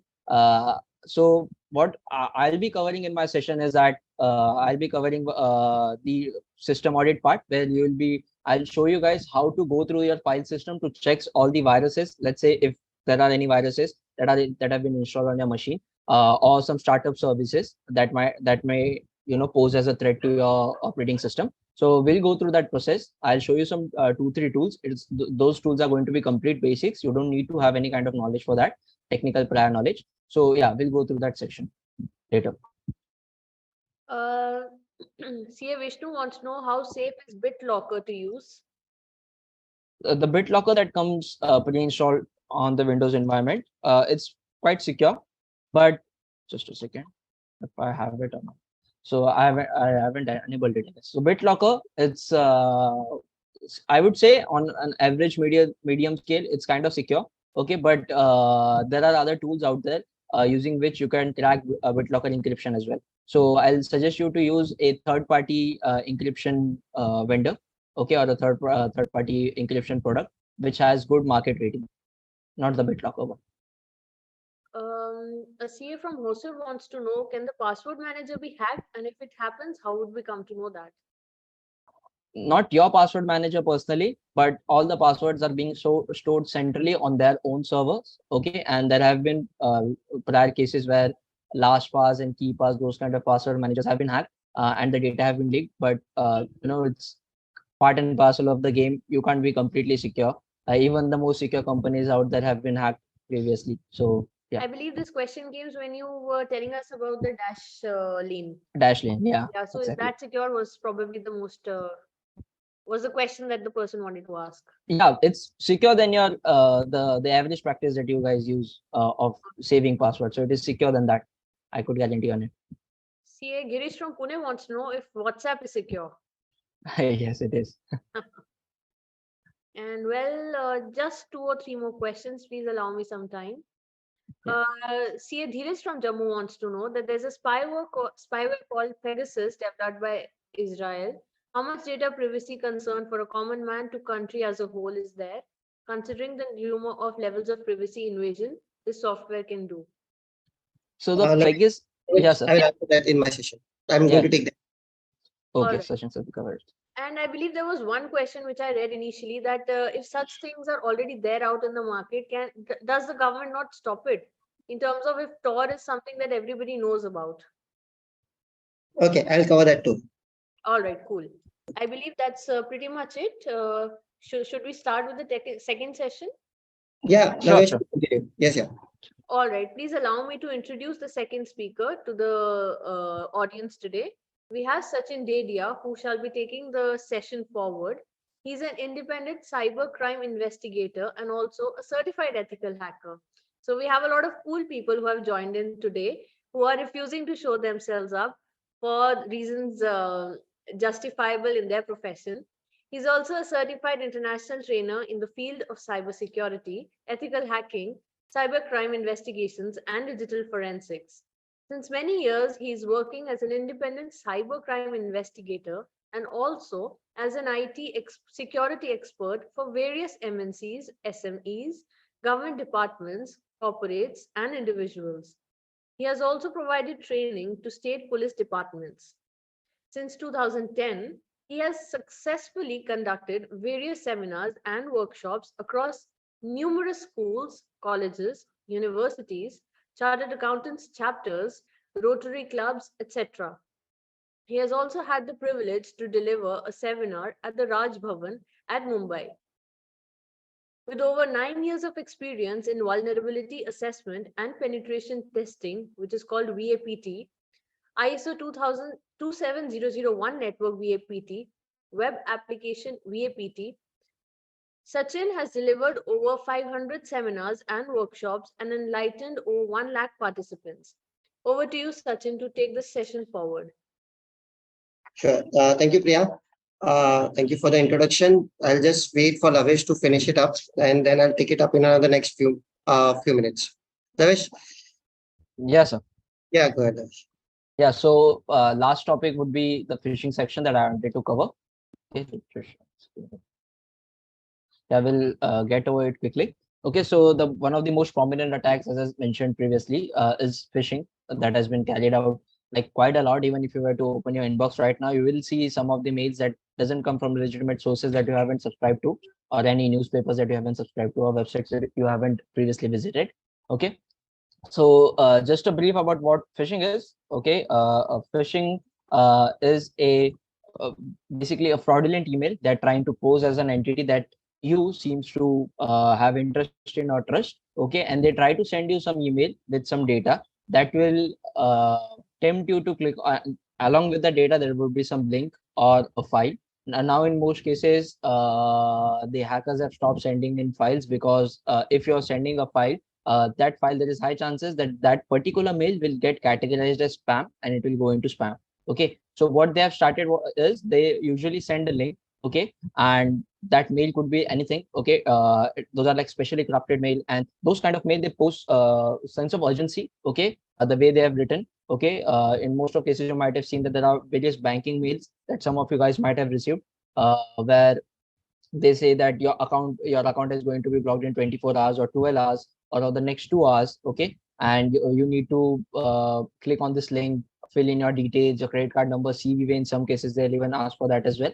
Okay, and a novice person, and the major targets of this kind of scam or scandals are, the elderly people that are not mostly aware of the technical aspects, or the people that are not from technical backgrounds. Okay, so those are the people that usually fall for such kind of dupeness.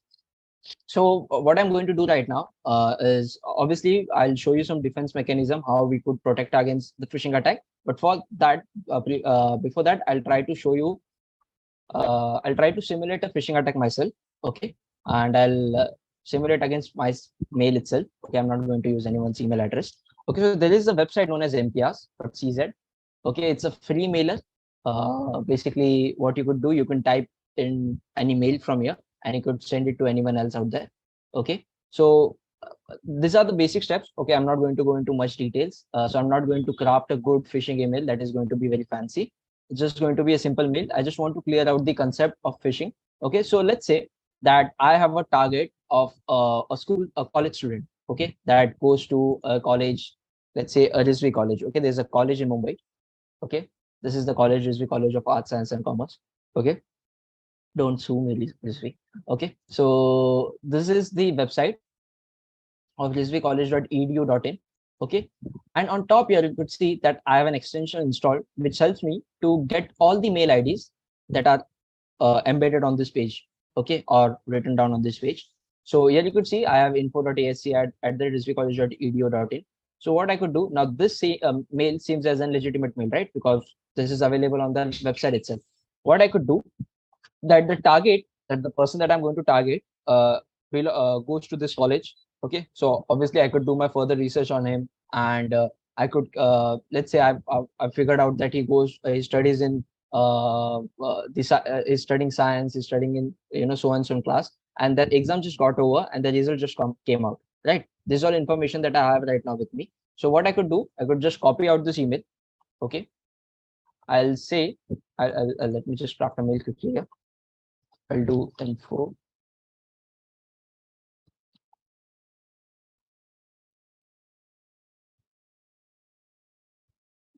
Okay, from email. So from which email do I want to send this data? Okay, this particular mail, it is going to be info@acs at this risvicollege.edu.in. Okay, two. Now this is the interesting part. Whom do I want to target? So right now I'm going to target myself. So I have a testing mail right now, which I usually use for hacking purposes. So I'm going to use this mail. Okay, subject, I'm just going to type in test. You can attach files, you can attach links, and there are other advanced things you can do. But right now I'm just going to type in test.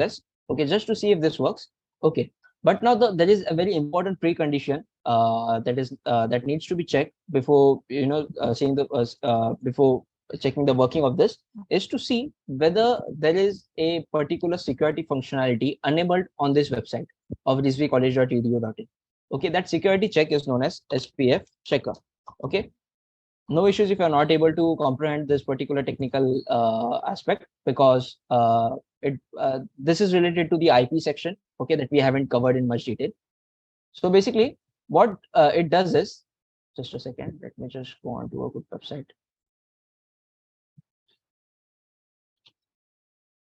Yeah, so what I'm going to do, there is something known as SPF, Sender Policy Framework. Okay, that I'm going to check if it is enabled for this particular domain or isn't. Okay, let me just click on SPF record lookup. This website might not work properly. We'll see. Yeah, here you could see it is showing no SPF record found. Okay, what that means is it is most likely vulnerable to phishing attack. That means I could actually pose as a legitimate entity. I could take mail from this particular website and send it to some other participant or the victim of my choice, and I could use their mail in phishing attack. So if it is not set, we could just go on, proceed with our attack here. I'll click on send. Let me just copy out this particular email. Okay, I'm gonna try it out once again. Yeah, you could see email has been sent successfully. Let me just open up my Gmail. So this particular trick is not going to work every time, because right now I'm using a website that is completely free. There are websites out there that actually take charges from you. They charge you for the service that they provide, and those services are actually very legit, and they work mostly 99% of the time. Okay, so right now whatever I've used in front of you guys was, it just took me 5 minutes to collect the data, and everything was full, right? Let me just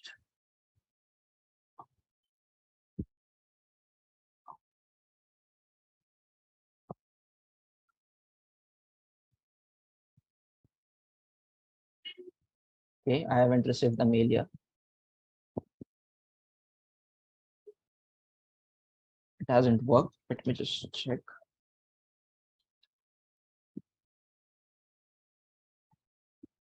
Yeah, I've actually simulated this attack before as well. Okay, so here you could see this is how the mail looks like. Okay, I sent a mail using this info.ang.rizvi.edu.in. Okay, there was one other one that yeah, this was it, support@rizvicollege.edu.in. Okay, so these are a couple of attacks that I've simulated long before, and those have surprisingly worked. This could have worked as well. I might need to try it once again. We'll try it again, but just to show you guys, this is how the mail looks like right now. Here you could see I haven't added any data. Okay, most of the phishing attack, the hackers, what they'll do, they'll try to construct a mail that will have images, HTML components that will give you a fancy lookup that it is coming from a legitimate entity. Okay, and most cases, believe me, even I have fallen for those kind of traps, that even being what I think of being technically sound, I have trusted those kind of mails, and then I've immediately I've came to my senses that this is not the right thing that I'm doing, and I have dropped down from that proceeding pages. So basically they craft a very good mail, and they're very good at it. Okay, so let's say if you were to receive this kind of mail, the first thing that gives out that this is a phishing mail is that the question mark here. Okay, if I were to just hover on top of it, okay, here you could see Gmail couldn't verify that rizvicollege.edu.in actually sent you this mail. Okay, so this is why this is showing this error is being shown, or alert is being shown, is because the SPF is not being set. Okay, SPF basically tells us that there are certain certain IP or addresses through which you are going to receive a mail from this domain. Okay, if you're not receiving a mail from that particular address, that means that the mail is coming from some external entity. It is trying to pose as Rizvi College, but it is not actually Rizvi College. Okay, that is what SPF actually does. Okay, but it has not been set. That is the reason why I'm getting this error. But Gmail gives this kind of error, but mail doesn't. Okay, so there are different clients. If I were to open this,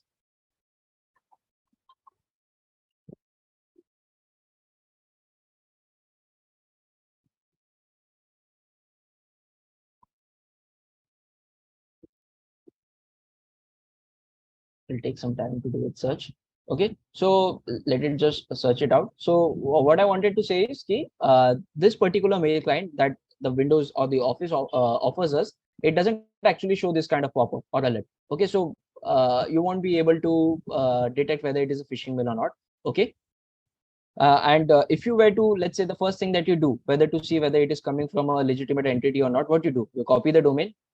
Okay, and you paste it online to see whether that particular domain exists or not. It does exist, right? That means the mail is coming from a legitimate domain.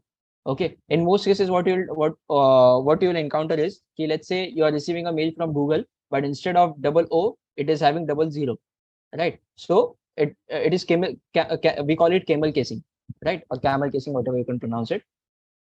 So those kind of tactics the hackers use. Okay, but in this case, everything seems right. The domain is right. I've pasted it online. There is a website hosted on this domain. So everything's all right, right? It looks like a legitimate email. The only thing that stands out is this particular question mark. And if you were to use paid services, you can, believe me, you can bypass that restriction as well. Okay, you can make it look like a legitimate email, and you can scam people. Don't do that. Okay, so this is what I wanted to show you guys. I guess this is including.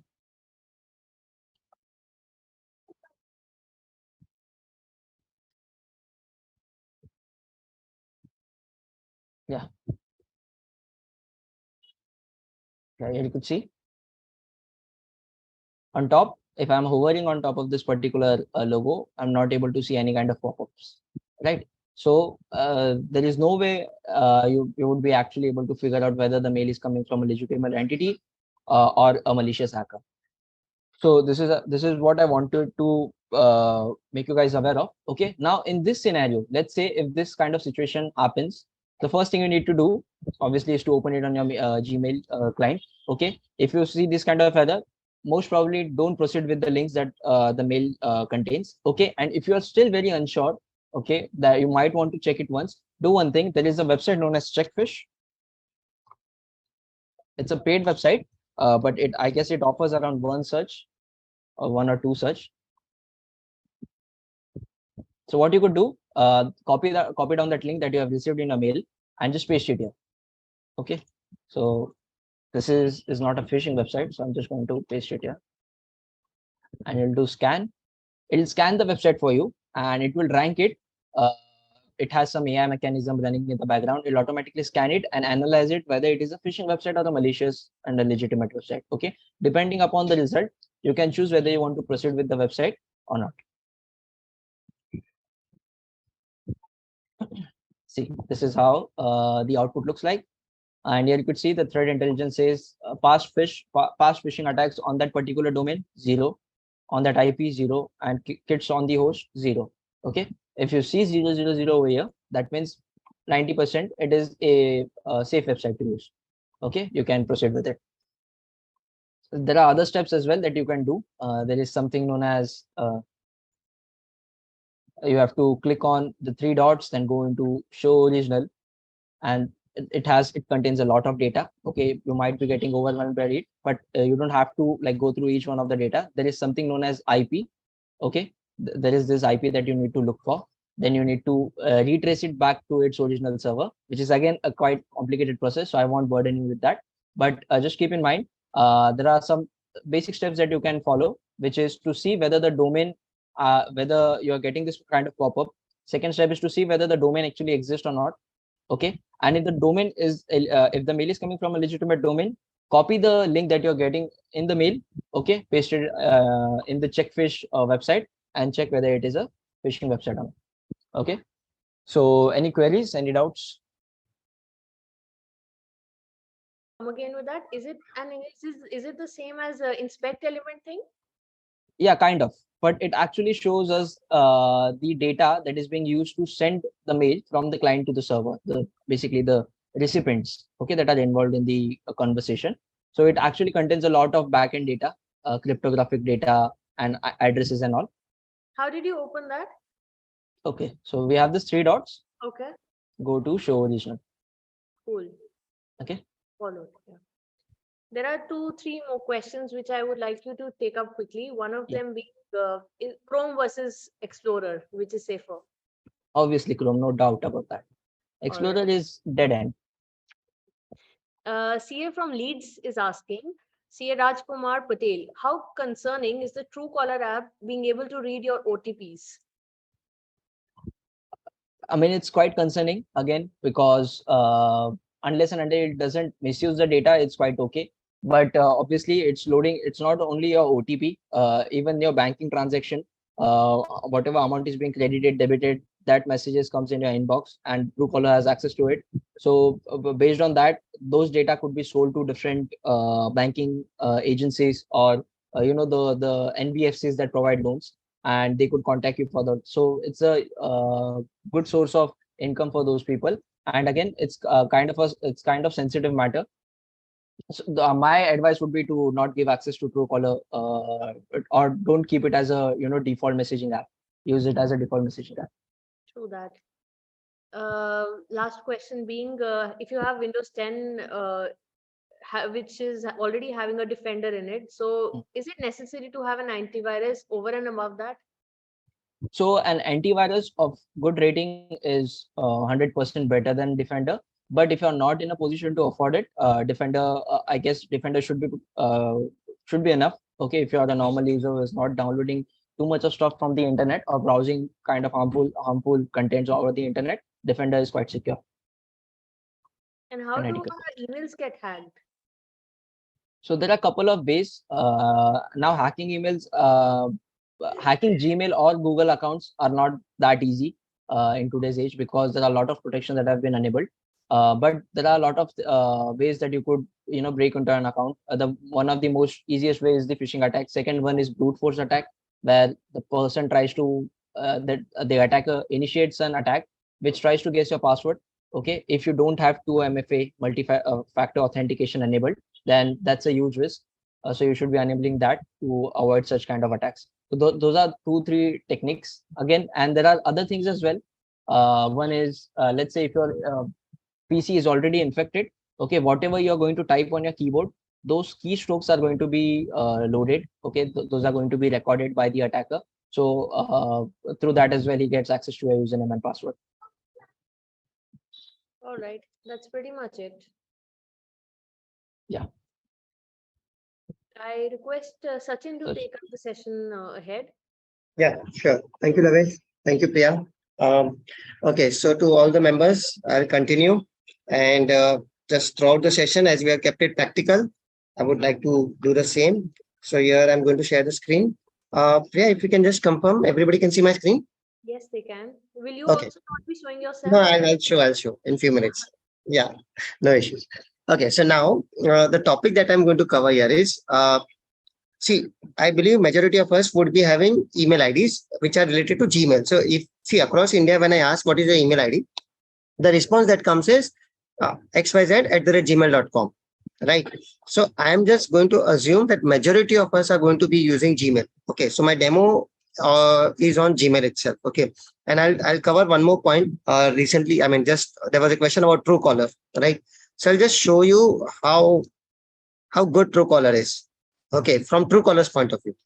Okay, so I'll just go into see, this is one of my email IDs, scannersecure@gmail.com.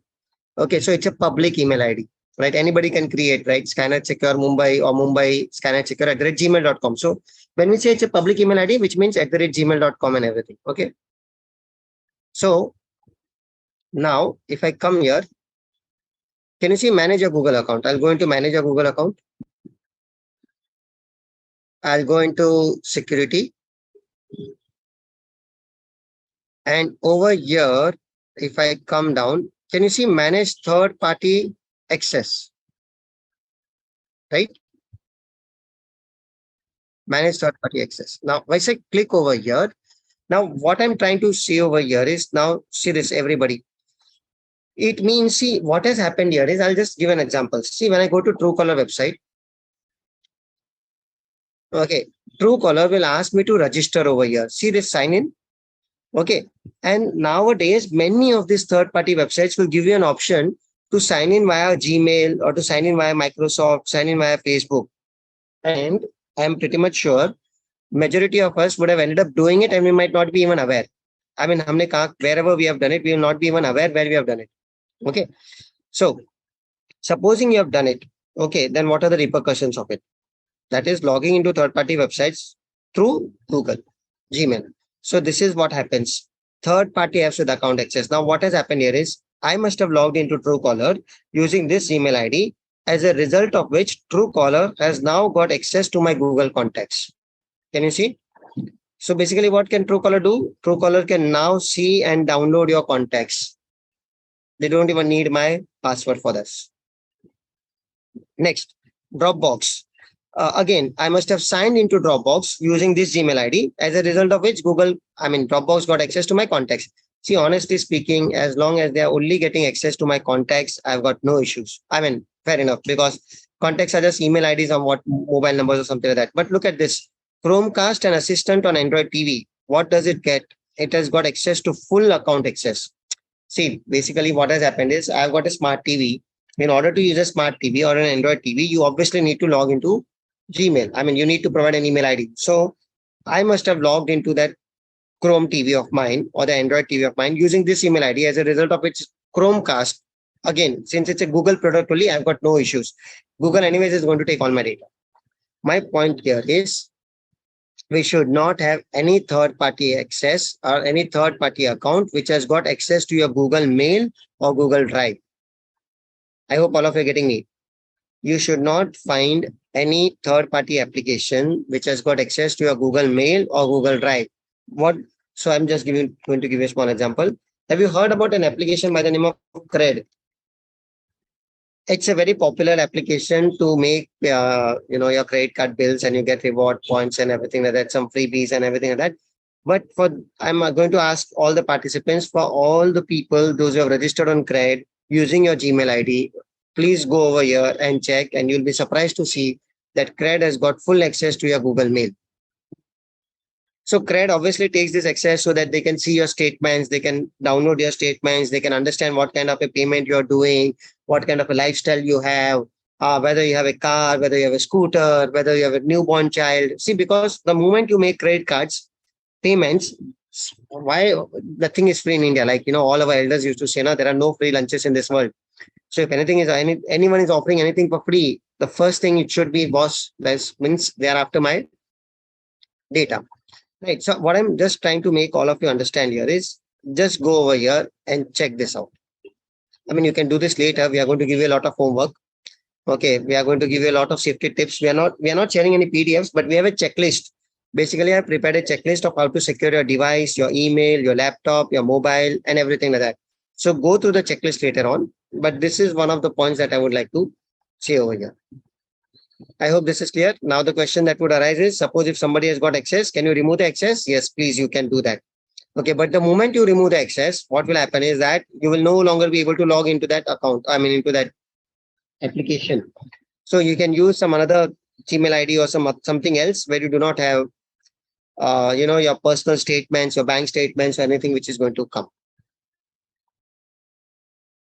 I hope this was clear. So I know, as somebody was saying, is it easy to hack into an email IDs? Well, difficult, but this is an turnaround way of getting access to your email IDs, and especially the data. Why do you want to hack into somebody's email ID? To get access to data. If you can get data without getting the password, well, this is one of the ways to get the data. Got it? Okay. Now I move on to the next part. So from a hacker's point of view, what would you like to target? See, if you're a criminal or if you're a hacker, you're a fraudster, where do you think all the data is? So I'm just going to give some small examples. I think all of us must have seen Harry Potter, right? Big fans growing up. The main villain in Harry Potter was Voldemort. Okay. The whole crux of Harry Potter, I can summarize in 2 lines. Voldemort wanted to live for eternity. So he divided his soul into 7 pieces called as Horcruxes. Okay. Until those Horcruxes were destroyed or killed, you cannot kill that particular Voldemort. Simple. Today, if anybody of you were to get a chance to become Voldemort, that is, if you were to given a chance to live for eternity, and if you want to divide your soul into 7 pieces, I'm pretty much sure a part of your soul would go into your mobile phone. I mean, like it or you don't like it. Okay. Part of our soul now lives into a mobile phone. Yes or no? Everything is inside our phone. Everything. I mean, you call it WhatsApp or payments. I mean, if I take a survey right now, how many of you are using mobile banking? Forget GPay and Paytm. How many of us chartered accountants? You cannot live without mobile banking. Paisa bhi aa gaya mobile ke upar. WhatsApp hai, photos, videos, call recordings, conversations, locations. So why? I mean, just saying, a hacker or a criminal or a fraudster would like to target a mobile itself. I hope all of you are getting me. So now I'm going to show you one website, which is the hero of our cybercrime world. Most popular. Okay. This is known as FlexiSpy. Okay. I'll repeat. This is a spy application. Okay. Spy application. If installed into somebody's phone, it will be hidden. If I install this application into somebody's phone, it will be hidden. It will be running in the background. And then we'll be able to take out a lot of data from the phone. Okay. What kind of data we can take out? So we can hack into Android or iPhone. I'll go into Android for now. Let's look on the extreme side of it. Okay. What we can see, we can listen to your phone call recording. Okay. Every incoming, outgoing call would be recorded. We can listen to your environment recording. I'm going to the 4th point. Environment recording means what? Conversations surrounding the phone. The phone is inside the pocket. You keep the phone on the table and people can listen to all the conversations surrounding the phone. Okay. Then, of course, there are many Facebook messages, Snapchat messages, Hike messages, Click messages, Instagram, Line, Skype, Viber. They can even read your WhatsApp messages. And people are asking me, sir, WhatsApp call record hota hai? Well, yeah, WhatsApp call record. Okay. So then Viber, Google, Hangout, QQ, Telegram, even Tinder, WeChat, Okay, they can read your email, they can read your Gmail. Again, I repeat, no need to have the password. They will be able to access your entire mail, application screenshots. Even if you change the SIM, it will not matter. Call logs, address book. No question. They can even read your SMS messages. But why would people be interested in reading the SMS messages as of now? I mean, in today's time, what is there in SMS? Yes, I believe most of you would be answering that. OTP of the bank, password reset OTPs, they will be getting it. MMS, location tracking, geofencing. I'll explain geofencing. So assume you have an area. Okay, you have to go from A to B. Office is in A, home is at B. So your everyday travel would be from A to B, right? Now, any hacker or criminal, any fraudster for that matter, if they have installed this spy application, they will put it on the map A to B, geofence it out. Okay. Moment the phone goes outside A to B, beyond that particular place, alert will be sent back to the hacker. Okay. So geofencing, that is that browser activity, browser bookmarks. In browser activity, majority of the time, men or boys will ask me, sir, incognito window activity covered? Yes. Deleted history covered? Yes. Network connections, application screenshot, install application, keylogger. Now let us combine these three features. Okay. Keylogger, install application, and application activity. What do you mean by keylogger? Anything that you type on the keyboard will be captured. That means basically I'm trying to capture all your passwords. Then I come to know what applications you're using, and then I can see your application activity also. Then your photos, then your videos, then your audio files, then your calendar, everything. I mean, we can, send a remote command and activate your camera also. Okay, remotely restart the PC. We can see how much battery you got, all this. And trust me, it is going to run in the hidden mode itself. Okay. Now I'll tell you where this software has been used. Okay, various places. I mean, various places. Okay. Most prominent, it is for personal usage as of now. So husband has got it out on wife, wife has got it out on husband. Wife goes to the lawyer or to the good friend and says, मेरे husband बहुत out station घूम रहे हैं, मेरे को बोलते जाले दिल्ली, निकलते बाद में दार्जिलिंग या लखनऊ या किधर और से. I would like to know what is happening in his life. So what do you think the detectives or the lawyers or the good friends are suggesting? Very simple. जिस दिन आपका एनिवर्सरी आएगा, या husband's birthday is going to come or your anniversary is going to come, what you're going to do? Gift him a phone. Clear? Before the phone is gifted, install the spy application. And right now the market is very big, especially in India. In the last 6 to 8 months, lot of marriages have happened and lavish weddings have been happening. I believe most of us would have been going to, destination weddings and lavish weddings in the last 6 months. So what do you think families are now doing? Okay. Just 10 or 15 days before or after the engagement, one of the wedding gifts, just tell me what would be one of the wedding gifts that would be given as a part of an engagement gift nowadays. It's a mobile phone, basically. So I've seen directors putting in another director's phone. We have seen partners putting in another partner's phone. We have seen parents putting in their children's phone just to see what the child is up to, whether they are actually going to the college or they're going somewhere else. They're not doubting it. They just want to ensure as to what is happening inside their life. Okay. I hope this is clear. We have also seen competitors putting in another competitor's phones also. Okay. Now I'll explain. There are 3 ways to install this spy application. 3 ways. One, somebody will gift you one phone. Simple. If somebody gives you a phone, they can easily, install it prior to this and they can send it to you. Second, somebody will need physical access to your phone for 3 or 5 minutes. I repeat, somebody will need physical access to your phone for 3 to 5 minutes. Okay. So 5 minutes, they will take the phone in your hand. They will download this application. They will do the settings. And once the application is, installed, it will be hidden. It will be running in the backend, and the, the fraudster or the criminal can get all access to your data, basically. Okay. Third way is remote installation.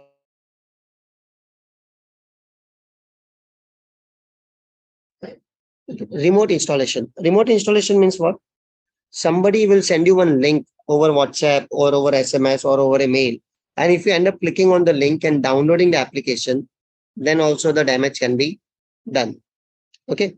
So I'll just give you one small case study over here.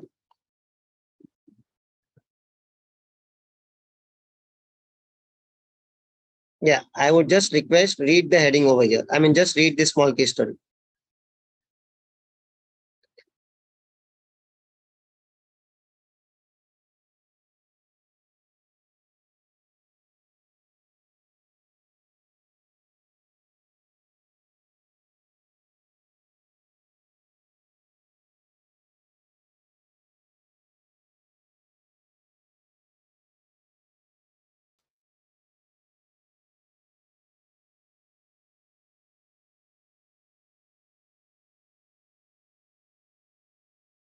No, I'm waiting for them to read the case study.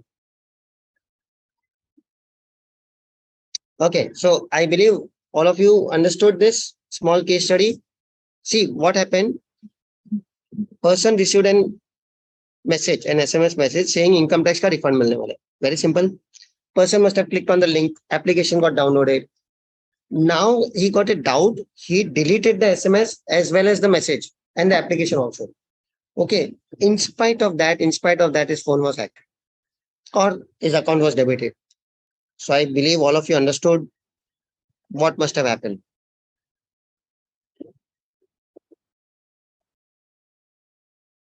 Okay. So now what I'll do is I've showed you this application. I've showed you how the application gets installed and the way how it has been used. Now I'm expecting some questions from you. Ask me some questions which are coming to your mind with respect to this.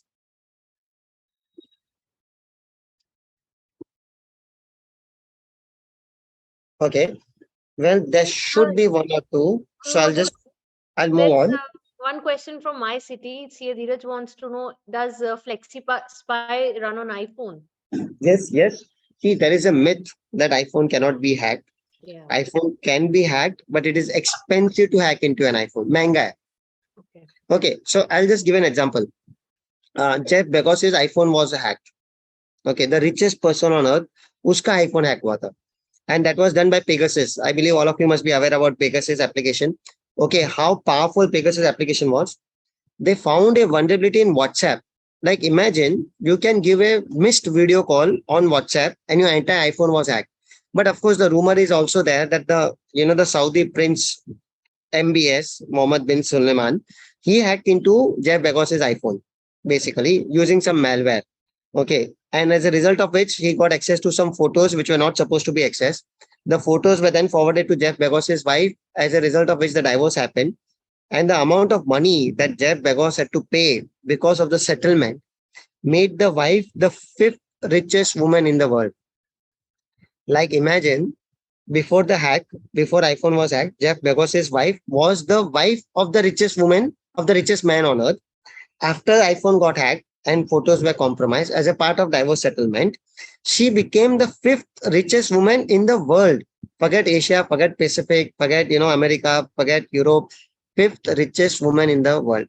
That is how costly an iPhone hack can be. Okay, so I'm just saying that yes, iPhones are compromised, but it is expensive to hack into an iPhone. But yeah, if you are tell me that what is better, Android versus iPhone, I would always choose iPhone. Security point of view, not from functionality point of view. Security point of view, better, always.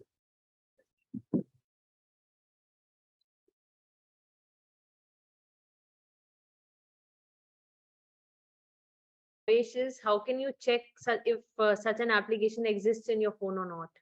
Exactly. That is the point that I was expecting that chartered accountants to raise. Okay, that people should not go after attacking. They would be thinking, "Acha, this target, ye target mil gaya, I'll go and hack into his phone." No. First, learn to defend yourself. Now, I think the question would also have come because he must have received a phone by a gift, or they must have given the phone access to somebody else. This is the question that I was waiting for. Okay. See, there are three ways. Okay. See, throughout the entire seminar, you may or may not remember anything. Please remember this for the rest of your life. If you really, really want to protect your privacy, do not accept phone as a way of a gift. Very simple. In fact, I would like to take it one step further. If you really, really want to protect your data and your privacy, do not accept any electronic device only as a way of a gift. Especially the smart watches that are coming nowadays, which actually measures how many steps you have taken, what is your heartbeat, what is your heart rate, what is your health condition. Avoid. मतलब जो tension नहीं है वो भी देंगे. दिन का 10,000 कदम नहीं चला, वो मिस हो गया, तो नहीं चलना था, मतलब याद भी नहीं था, बट वो देखा तो याद आ जाए. We have seen all this data being sent back to pharma companies and everybody else also. Okay, so try to restrict all Alexa, all these instruments which are constantly listening. There are some articles which I would like to show. Okay, Alexa actually listens to you more when you go and talk in a high pitched voice. Okay, so suppose you're shouting, okay, on the top of your voice, which means you're actually arguing. So the psychology says that when you're actually going to argue, the truth will come out. Okay, in our anger, we actually end up saying the truth. Alexa's defense is, we listen to you even without your permission, especially when the pitch is high, because it might lead to an incident or a murder or something of that sort. So we want to, save it as a proof or as an evidence that the pitched in high volume was happening, as a result of which this incident must have happened, and this is our proof. See, this is the defense of listening to you. Okay, but that is also another way of listening to your privacy. So I'm just saying, try and avoid taking electronic device as a way of a gift. Especially, you never know whether they have been bugged and you don't know where the data would have been sent. Okay, but now coming to answer the question, how do you detect it? Okay, so there are 3 ways to detect this. One, okay, run a good antivirus within your phone. Okay, I'm not saying antivirus is the only solution, but what I'm trying to say is that run a good antivirus within your phone, which means you can run Lookout. Okay, Lookout is a very good antivirus, or you can run Kaspersky, you can run AVG. So antivirus might be able to take some small malwares outside. Okay, might be able to detect it. Another good way to detect it, I mean, running a good antivirus might be able to tell you that, okay, there is a spyware running inside your phone. You can try this also. This is another good way. This is the second way to identify or detect whether somebody has hacked inside your phone or not. You need to go into Android app permissions. I'll give you the PPT. I've given you the steps. I'll also prepare a video for the same, and I'll tell you how to do it. See this. You need to go into settings, app, and permissions. I believe all of us would be aware that every app takes a lot of permissions, right? Including Truecaller. Now, Truecaller will take permission to your location also. Now, why do they need location? What difference does it make if I'm sitting in Bombay or Jammu? All you need to do is tell me if any unknown number is giving me a call, show me the name. Simple. It should not matter, but still they want location. So, question to all of you would be, if any spy application has got installed inside your phone, okay, whether the spy application permissions would be less or more. Any spy application will take more permissions or will take less permissions.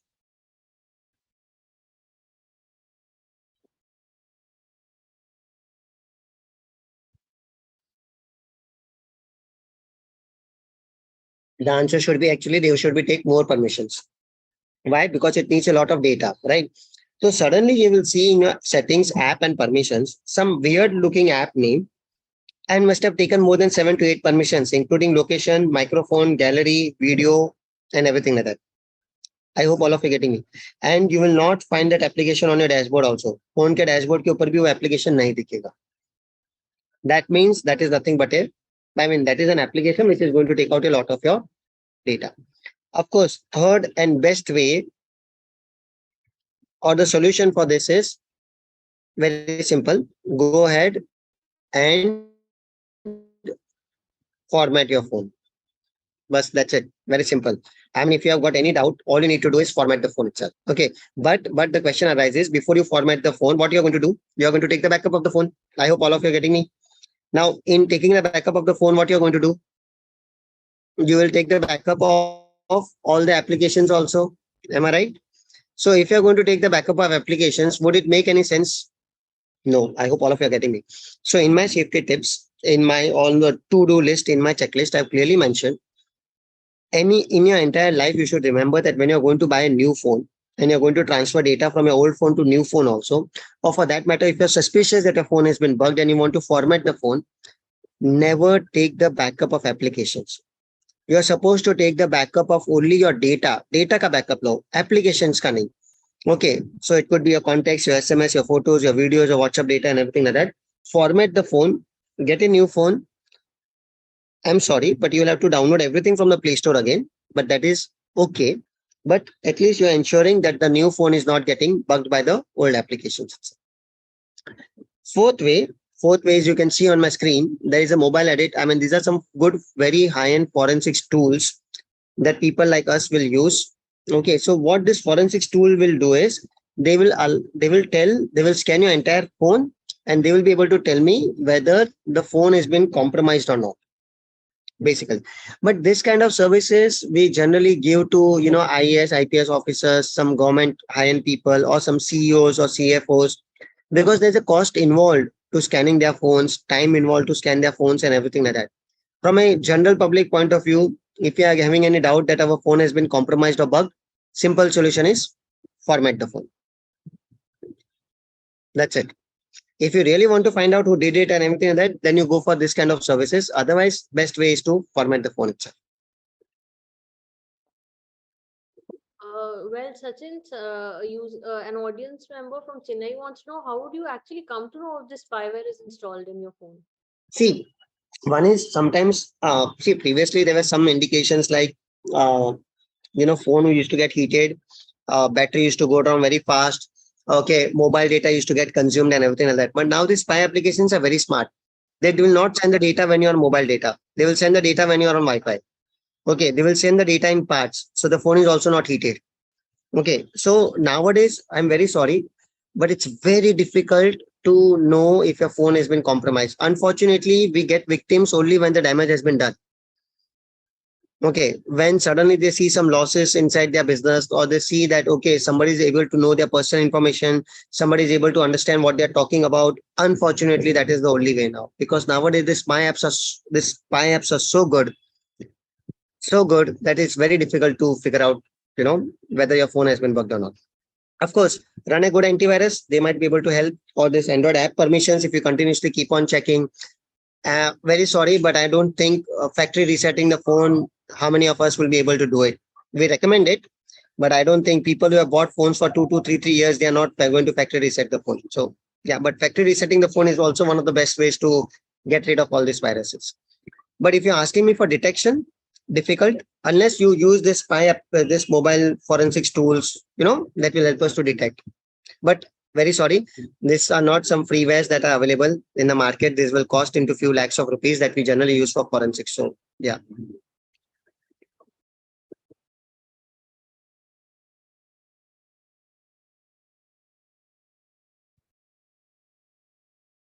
Yes. Any other questions with respect to this? Not with respect to this. We shall be taking it towards the end. You may please continue with your session. Okay then. So I've got one more point to cover. Is your Aadhaar card. Now, how many of you have given your, how many of you are worried about your privacy? I would say everybody. Okay. But, if generally what I always say to all in general seminars is, if you're going to stay in India, you do not need to worry about your data, or you do not need to worry about our privacy. All our data is already gone, is going, in future also will go. मतलब हमारा पूरा data जा चुका है, जा रहा है और फ्यूचर में भी जाएगा. We have to remember one simple mantra which all our elders have been telling us. खाली हाथ आए थे, खाली हाथ जाएंगे. We have come empty hands, we'll go empty hands only. All our data has already been gone. What I'm trying to say is here is, and especially now with respect to this point, one question that I'm going to ask all of you is, how many of you have given your biometrics also on the phone? मतलब अंगूठा मार मार के phone को lock कर रहे हो.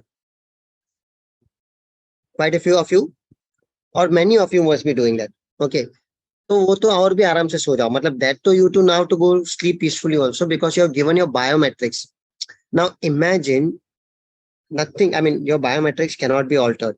No matter, we can change everything. Husband can be changed, wife can be changed, profession can be changed, chitti, email ID, mobile number, sab change hoga. Can we change our biometrics? No. Such a precious thing, we are giving it for free to lock a phone. Okay, now what is there inside our phone? Or where is the hardware? Hardware belongs to China, as Priya said. Software belongs to US, and Angutha belongs to us, which we are giving it for free to lock the phone. Now, from a security point of view, our biometric is linked to the Aadhaar card. Take a step back. When we took out our Aadhaar card, we gave all our 10 fingers, and biometric is given in our Aadhaar card. And in future, all our Aadhaar card will be related to all our financial data, right? Financial data is going to be linked to our Aadhaar card. So to cut short, what I'm trying to say is that this is a compulsory homework which I'm going to give you, a compulsory homework. You need to go to the Aadhaar website. Okay, in that there is one option known as My Aadhaar. Okay, in My Aadhaar, you will see one option or you will see one tab known as Lock or Unlock Your Biometrics. Okay, I'll just show over here. Can you see? I'll wait, hold on. Aadhaar website takes their own sweet time to get slowed. Yeah. Can you see lock or unlock your biometrics? So to all the participants, please understand, go ahead and lock your biometrics because you never know when your data could have been compromised or where our biometrics could have been compromised and how in future they can access our biometrics and get access to our Aadhaar card that could link to further frauds also. Okay. Now what this simple trick will do is that unfortunately, if our biometrics have been compromised and somebody tries to access our Aadhaar, They will not be able to access any other related data because our biometrics have been locked. I hope all of you are getting me. There is only one drawback to this is in when we have to go to any government department and verify our own Aadhaar, we might have to come to this website, unlock the biometrics, verify the Aadhaar, and then lock it up again. You can do this simple feature in My Aadhaar website also. I mean, My Aadhaar app. I mean, it's very convenient to do it in My Aadhaar app also. Okay, so this is one part which I would like to tell. Second, optional thing for all of you to do is something to generate a VID, virtual ID generator. In fact, there was a notification given by the government of India that you should be actually not be willing to give your Aadhaar number also to anybody. और आपको virtual ID देना पड़ता है. Virtual ID दो. Then people got scared. They said after so many years, you're now telling us Aadhaar card xerox में बांट दिया, सबको दे दिया. Now you're telling us not to give Aadhaar card number. So government actually withdrew that notification. But what I'm trying to say here is that try and generate a virtual ID. Okay. So next time, see people like us, what I've done is I've created a masked Aadhaar. Okay, which does not show my virtual number, which actually does not show my number, Aadhaar card number. It only shows mask number, asterisk, asterisk, asterisk, last 4 digit. And I'm giving it as a way of Xerox also. Okay, to hotels, to everywhere else, wherever I'm supposed to show my Aadhaar card. It is accepted. They have to accept it. Because whatever I'm showing is actually on the Aadhaar website. This is not some third-party applications that I'm trying to show. This is actually it is one of the features of Aadhaar card itself. Okay, so my recommendation, my suggestion here is please try to ensure that your Aadhaar card number is also not so easily be available to anybody else. Okay, so generate a virtual ID. And more importantly, please go ahead and lock your biometrics. I would request, please pass on this information to the younger generations. Okay, because the future frauds that we are going to see will be with respect to our privacy, with respect to our biometrics, with respect to our financial frauds also. Okay, so this is one of the most important things that I would like you to do. Okay, so I'm almost at the end of my topics. Most of them have been covered, but now I'm open for question answers. I've got one important topic to cover, but yes, I'm open for questions now. Oh, great. There are a few questions which you said you will be taking up towards the end. One of them was about the Pegasus. Okay, see, Pegasus it is regarded as one of the best hacks as of now. You know what Pegasus did was, you have a WhatsApp, and all I need to do is have your number which is available on WhatsApp, and all I need to do was to give you a missed video call. Imagine all I needed to give you was a missed video call on WhatsApp. You do not even need to pick up the phone, and your entire iPhone was hacked. So you know what Pegasus did? They found a vulnerability or a weakness in WhatsApp, as a result of which they were able to hack into the iPhone itself. iPhone, which is considered to be one of the most secure phones.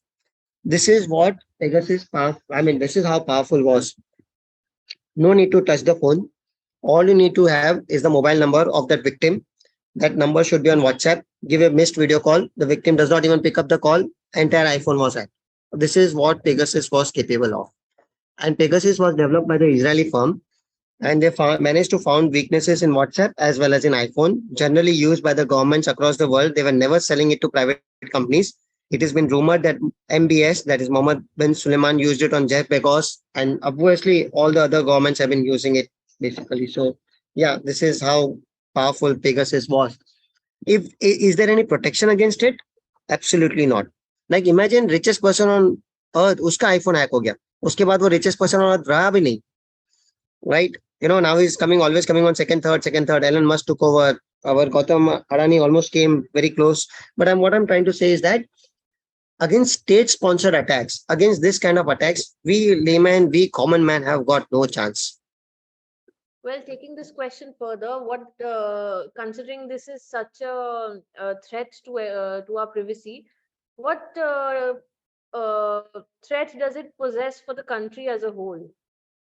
Oh, tremendous. See, you can see this. I'll just open this website. This is a website which shows live cyber attacks which are happening across the world. Okay.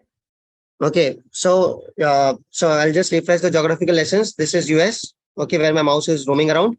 Okay. At the top we have the Europe. Here is India the Great. Above is China. Uske upar Russia. We have North Korea, Japan. At the right hand side of us. So you can see a lot of attacks happening Can you see? Yes, we can. And can you see anybody attacking India? Yes, there's one pointer. 1 point. Okay. Is India attacking? Not at all. Not at all. So any questions so far? अपने ऊपर से attack आते जाते रहते. Okay. So somebody from So Hyderabad wants to. Okay, please go ahead. I'll see. This is live cyber attacks. Okay. So the First World War was fought only on land. Second World War was fought on land, water, and air. Okay. It is believed that if there is going to be a Third World War, okay, of course it will be fought on land, water, and air. But apart from that, where it will be fought, of course, on the cyber. Okay. So I hope all of you understand our generation would be seeing this kind of wars also, where websites would be brought down, services would be crashed. Okay, we can see a sudden spike in all these particular kind of things. I have a lot of examples to share. I'll give you the PDFs. You can see anybody who has seen Money Heist. Okay, it was a very popular Netflix thing. What if I were to tell you Money Heist is a fictional story? Okay, I'll give you one case study of Cosmos Bank. Okay, Cosmos Bank was hacked and it was done by the North Korea. Okay, and they did not even enter the bank and they were able to rob 100 crores. And it's an actual life story. Okay, so I'm just giving an example. This is what the future belongs to. Now, questions if India is not attacking, well, all our brains are sitting in US, so India will not attack. Okay, so if you look at any youngster who's doing engineering, they would like to go abroad and finish their engineering or do masters over there and never come back. We take pride in ensuring that all the leaders or all the top MNCs people are of India, but we don't look into the fact that why are they are not in India and making our corporations great. But that's a separate story. But what I would like to say, we need hackers to come and attack. So, question to all of you chartered accountants, those who have children who are about to make careers, how many of you would allow your child to become a hacker There was or an one ethical person hacker? in this context, in fact. Right? So you see this over here. Still, it's cybersecurity is not a domain to be looked into so far. Question is, why is nobody going to attack India? Apna data to sab US mein. All our data is in US. What is the point of attacking into India as of now? Somebody will say, sir, Modi ji khade, so non-technical reason apart from that is also that. But yeah, majority of our data resides in US. So if you also see, not only our data, but majority of the world's data resides in US, except for Russia and China and North Korea, who are like, they ensure that they have their own Googles, they have their own WeChats, they have their own these things. So you can see that is the reason that US is getting attacked a lot itself. In fact, US is attacking US only most of the time. Okay. But yeah. Do you want to continue? I'm sorry. Yeah, I'll just say, that is the reason I'll say, chartered accountants, why this DAP committee is doing all these cybersecurity seminars. Why do you think system audits are going to be required? Don't you think we'll require enough cybersecurity experts to safeguard our systems, system audits, forensics audits, all this kind of thing? Why do you think RBI is asking all of us to do bank cooperative system audits also? I hope all of you are getting me. So good scope. I would like to say very good scope in this. Okay, so take it up if you want, and your DAP committee or your C Institute is doing a lot of things for all the members. So might as well as you can take it up as a side career or as a future career also if required. But this is what the future belongs to. Third World War. Well, there was one question which you said you will be taking up later, which was if we see the trend of the last 3 years, what would be the magnitude of the global crimes in terms of the money involved? And what are the major targets? Okay, so magnitude is, in fact, we were actually surprised right now. We were thinking that the crime would go down. See, when COVID happened, okay, during COVID, we actually assumed that the crime would actually go down because everybody's businesses and functionalities was affected. Okay, but surprisingly, in fact, cyber crime shot up during COVID, especially in India. So you see these Jamtara things. Previously, used to get only calls. I mean, only messages, SMS, and now they started making calls also. Then the electricity bills, the KYC updates, and everything like that. Target wise, financial sector would always remain the target. So if I were to tell you, I'm very sorry to say this, all the chartered accountants, in the first week of January, all the hackers of the world meet and they decide the targets. कि किन लोगों को attack करना है. Okay, we also prepare a hit list, the top 10 people to be targeted, the top 10 professions, the top 10 organizations to be targeted. Question to all the chartered accountants. Do you think a CA would come in the target list of the hackers? Of course, yes. Then at what rank? Well, I'm very glad to inform all of you chartered accountants that previously your ranking was at number 16 in the hit list of the hackers to be targeted. Then it came to 12. And in the year 2023, all of you are now come under the top 10. You are now ranked at number 7 to be targeted from the point of view of hackers, because chartered accountants keep a lot of banking data.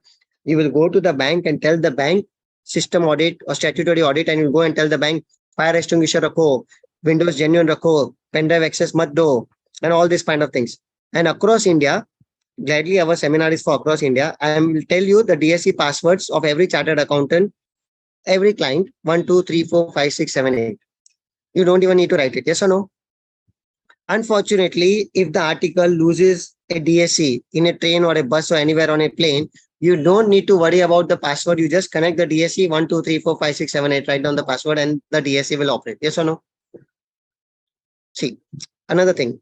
If a bank person were to visit a CA's office, do you think all the security features that the CA goes and tells the bank would be implemented in a CA's office? Any CA office across India. Fire extinguisher है? नहीं. Windows licensed है? नहीं. Pen drive access? Article can go and sit on any computer during the last few days of income tax and GST returns. Pen drive will be accessed everywhere, and we are able to find returns anywhere, right? So don't you think hackers would like to target a chartered accountant who is preparing the financial data of good corporates or banks? Why? Because the security is weak. And that is one of the reasons your ranking has come down or went up to number 7.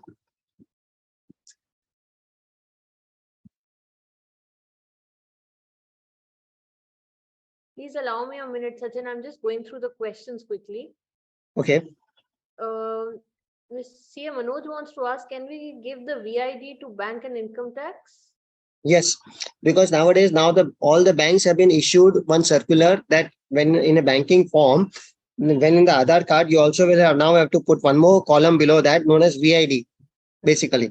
So yes, nowadays majority of the banks have begun to implement that functionality. So you can give VID to banks also.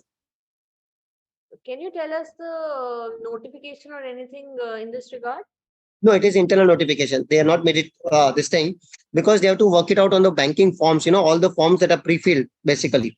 Okay, when you're supposed to collect the KYC documents or even on online. So slowly, they are in a phase out manner, they are going to implement this particular thing. There was a question from Hosur that in Tamil Nadu, hoteliers are asking for original Aadhaar card.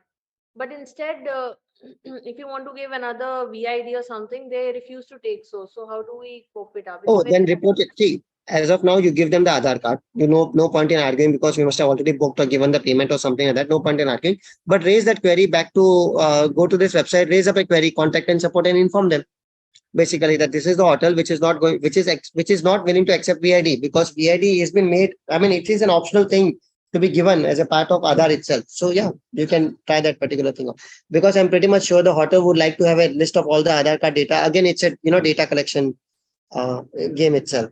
But yeah, if few people begin to report it, you never know. Well, my friend from Jammu, Dheeraj, has a lot of questions today for you. He's asking, is cryptocurrency more safe and secure than our bank balances or electronic money? Depends on where you're going to save the cryptocurrencies. Okay, so cryptocurrencies are saved in 3 formats. One, you can put it on any exchange like Wazirex or Zeppay, but you never know when these exchanges will go bankrupt. So money will be gone. You can put cryptocurrencies in your wallet, that is in your phone wallet. Again, you never know when you will lose the phone.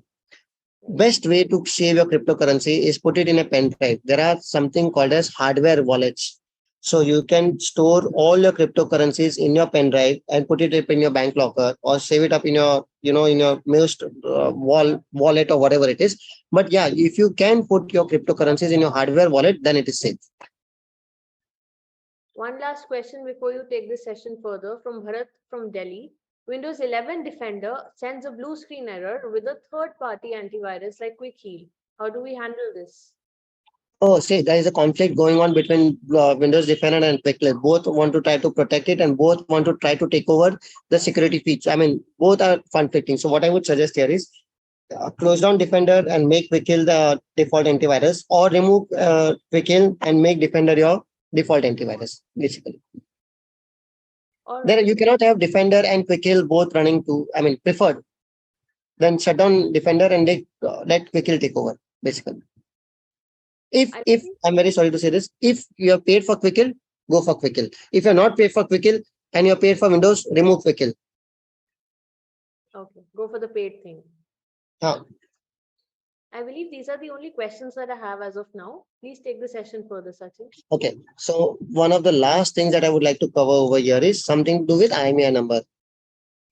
Many people miss it, but see, I hope all of you are aware how to take out your IMEI number, star, hash, right?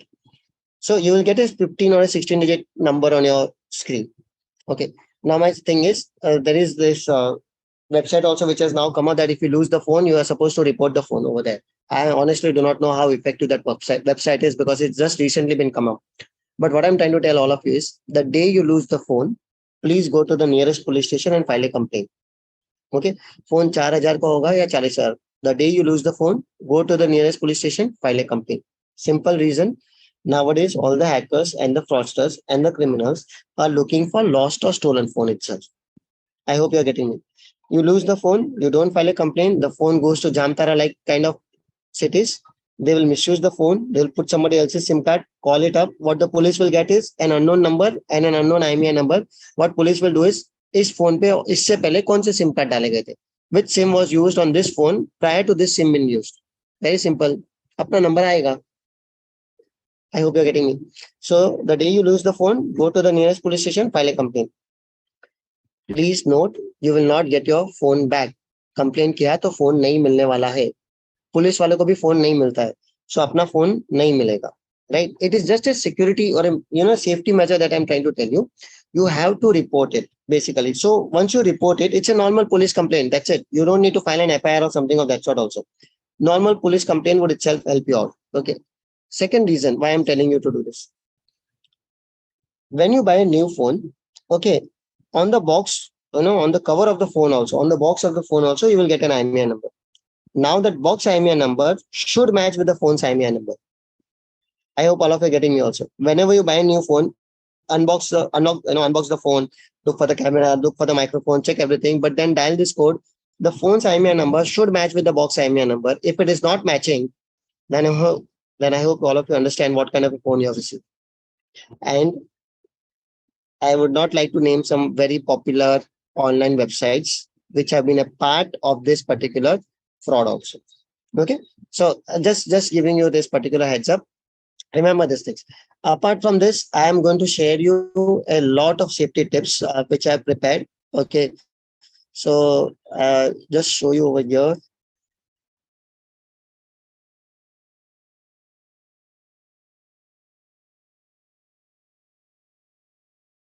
Yeah. So there are so many safety slides that we have prepared. And of course, here it is: internet security, securing email. How do you secure email communications, mobile devices, social networking, and engineering frauds and everything like that. So I will be sharing this with the DAP committee. I'm sure they will pass it on to all of you. But kind request, please go through this so that you can actually, get the best out of this. So for this, I would also like to share. Yeah, this is my email ID. That is my mobile number also. In future also, if you got any doubts, any questions with respect to cybersecurity, anything to do with digital forensics, system audits, any help, any questions that you have, you can contact us over here.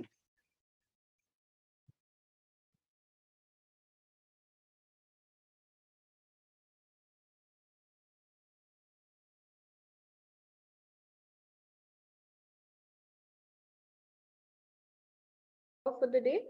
Yes. I'll be sending that safety tips where I want them to go through this basically, especially the mobile one. Bas.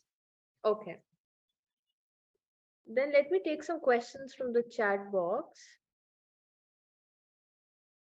Yeah, there was a question I remember I was going through that can we use Tor for doing our office works as a CA? Not recommended, because as a CA, you will be filing income tax returns. That's true. Or you'll be going to the GST website. Now, if you want the client's case to come under scrutiny, then use Tor browser. Okay, so suppose you're filing the income tax return of a client who is sitting in Jammu or who is sitting in Delhi, and suddenly the IP address will come off, say, Netherlands and US. See, I hope all of you understand the ITR, you get IP is also going to get reflected at the very bottom. Remember? I hope all of you are aware, right? So why is a person who is a resident of Delhi filing an ITR return from Netherlands? So yeah, but for general surfing, for general internet and everything like that, feel free to use the Tor browser. So CA Vishnu, I hope your query is resolved. I had this question long back posted over here. And one more thing is you cannot even open the GST website using the Tor browser, because I believe GST website cannot be opened outside India IP addresses. That is true. Yes. Somebody has asked from Hyderabad, server auto encryption software is available in the market. If so, please do share that. Yeah, so there are some encryption. See, server encryption in the sense there's a data encryption softwares which are available. There are two kind of encryption softwares: data at rest and data backups also. So what I'll do is, it is there as a part of my safety slides also. Our backup should be encrypted. Basically, part of our data should always be encrypted. That is one of the best defenses for ransomware. Ransomware is encryption, but our data is already encrypted. Ransomware will not work. Okay, so I have given 5 or 6 softwares which will allow you to encrypt your data. So there are certain softwares which are paid and certain softwares which are free. It is there in my safety slides also. But what in the slides also I have also mentioned, okay, when you're going to take the backup should not be connected to your network part, and or you ensure that your backup is encrypted, basically. So that will help.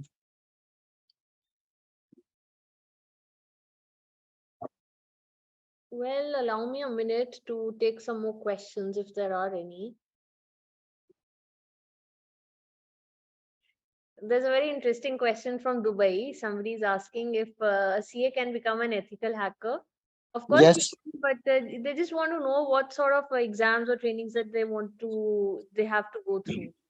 Okay, see, of course, you can, because already most of you will have this auditing mind, the auditing mindset for so many years. Except for financial audits, you're now going to move on to systems audit. So the best way to start is you can do the DAP committee's ESA program, Information Systems Audit.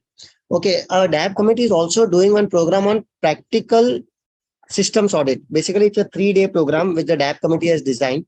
Okay, or a 6-day virtual online class where we actually, people like us, will show you how to do systems audit practically. That is actually nothing but ethical hacking only. How do you safeguard and everything like that? Or of course, you can do one very technical course known as Certified Ethical Hacker. Okay, I'll send you the details if you want.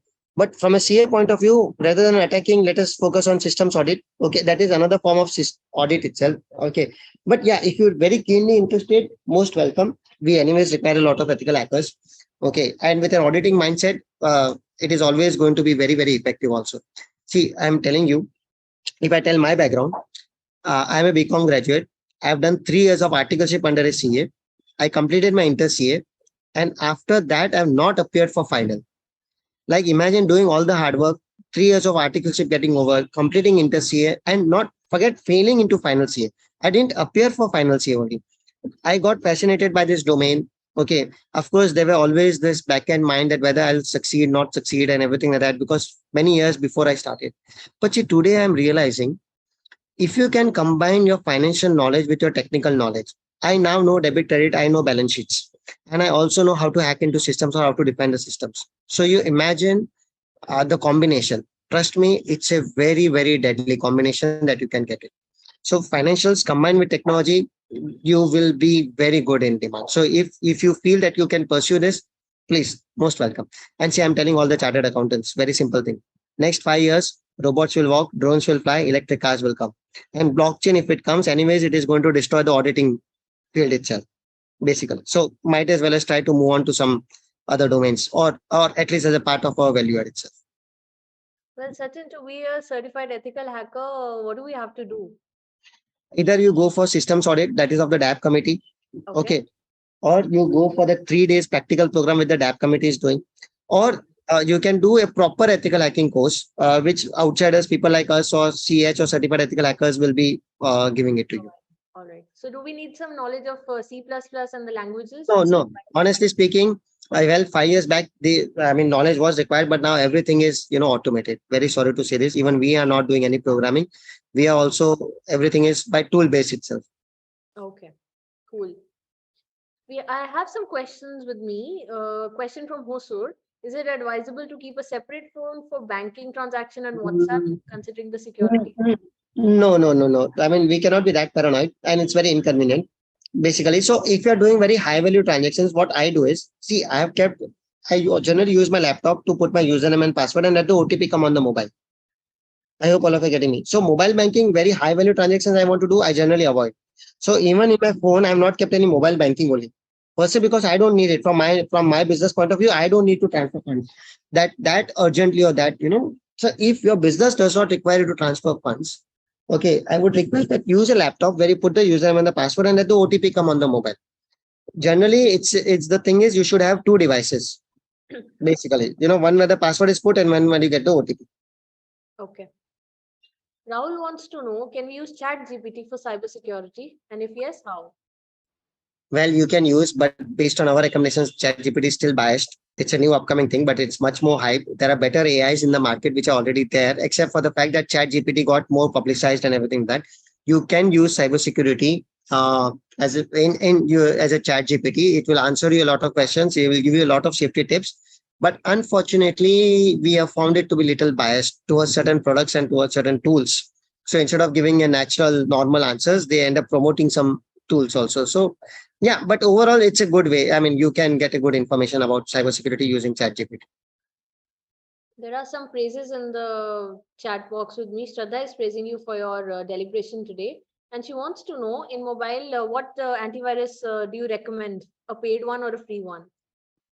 That depends. Honestly speaking, see, if you're going to use a lot of mobile banking, go for a paid antivirus. If you feel that you're not a target, it depends on what kind of a are you a person of interest to somebody? Are you using some competitive businesses? Are you into some, that line of business where somebody would actually come after your mobiles? Then go for a paid antivirus. If not, generally doing the manual checkup of Android app permission also will really help also. Or periodically just run some good antivirus which are offering some free or trial versions, run it up, scan it up, and then remove the antivirus. The reason why I'm telling you this is because unfortunately we have found that antivirus ends up taking a lot of your data, and plus it also ends up taking a lot of your processing power at the back end. So generally, even people like me, we are not have kept any antivirus inside my phone. It's just that when I feel something every 15 days, I will download one antivirus, let the phone get scanned by 1 or 2 days. I'm keeping it up, and then I myself go and remove the antivirus product. I mean the applications. So it depends. So preferred, if you feel that you're going to use a lot of mobile banking or competitive business or something like that, please go for paid antivirus. Santosh wanted to discuss something about the audit trail, but I believe that is outside the scope of discussion for today. Santosh, if you're there in the webinar today, please elaborate what exactly you want to ask us. And any other add-on which you want to put forth, Sachin? No. Audit trail, I believe the question would be either we can circumvent that audit trail or not using the softwares, but that depends on what software are we going to use. I see. I believe as of now, these are the only questions that I have. If you really want, you can quickly go through the to-do list if you have some time.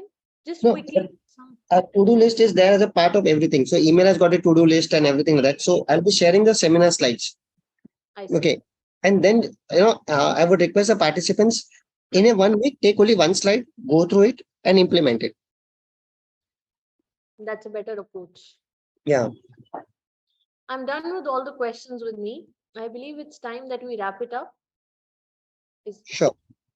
All right, Sachin, you would not show yourself up even now? No, let it be now. All right, all right. I just want to thank you, Priya and Lavish, for your deliberation today. And thanks a lot for sharing useful tips.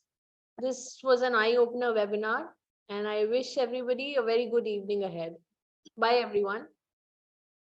Bye, Sachin. Bye. Bye, everybody. Bye. Bye, Priya. Bye.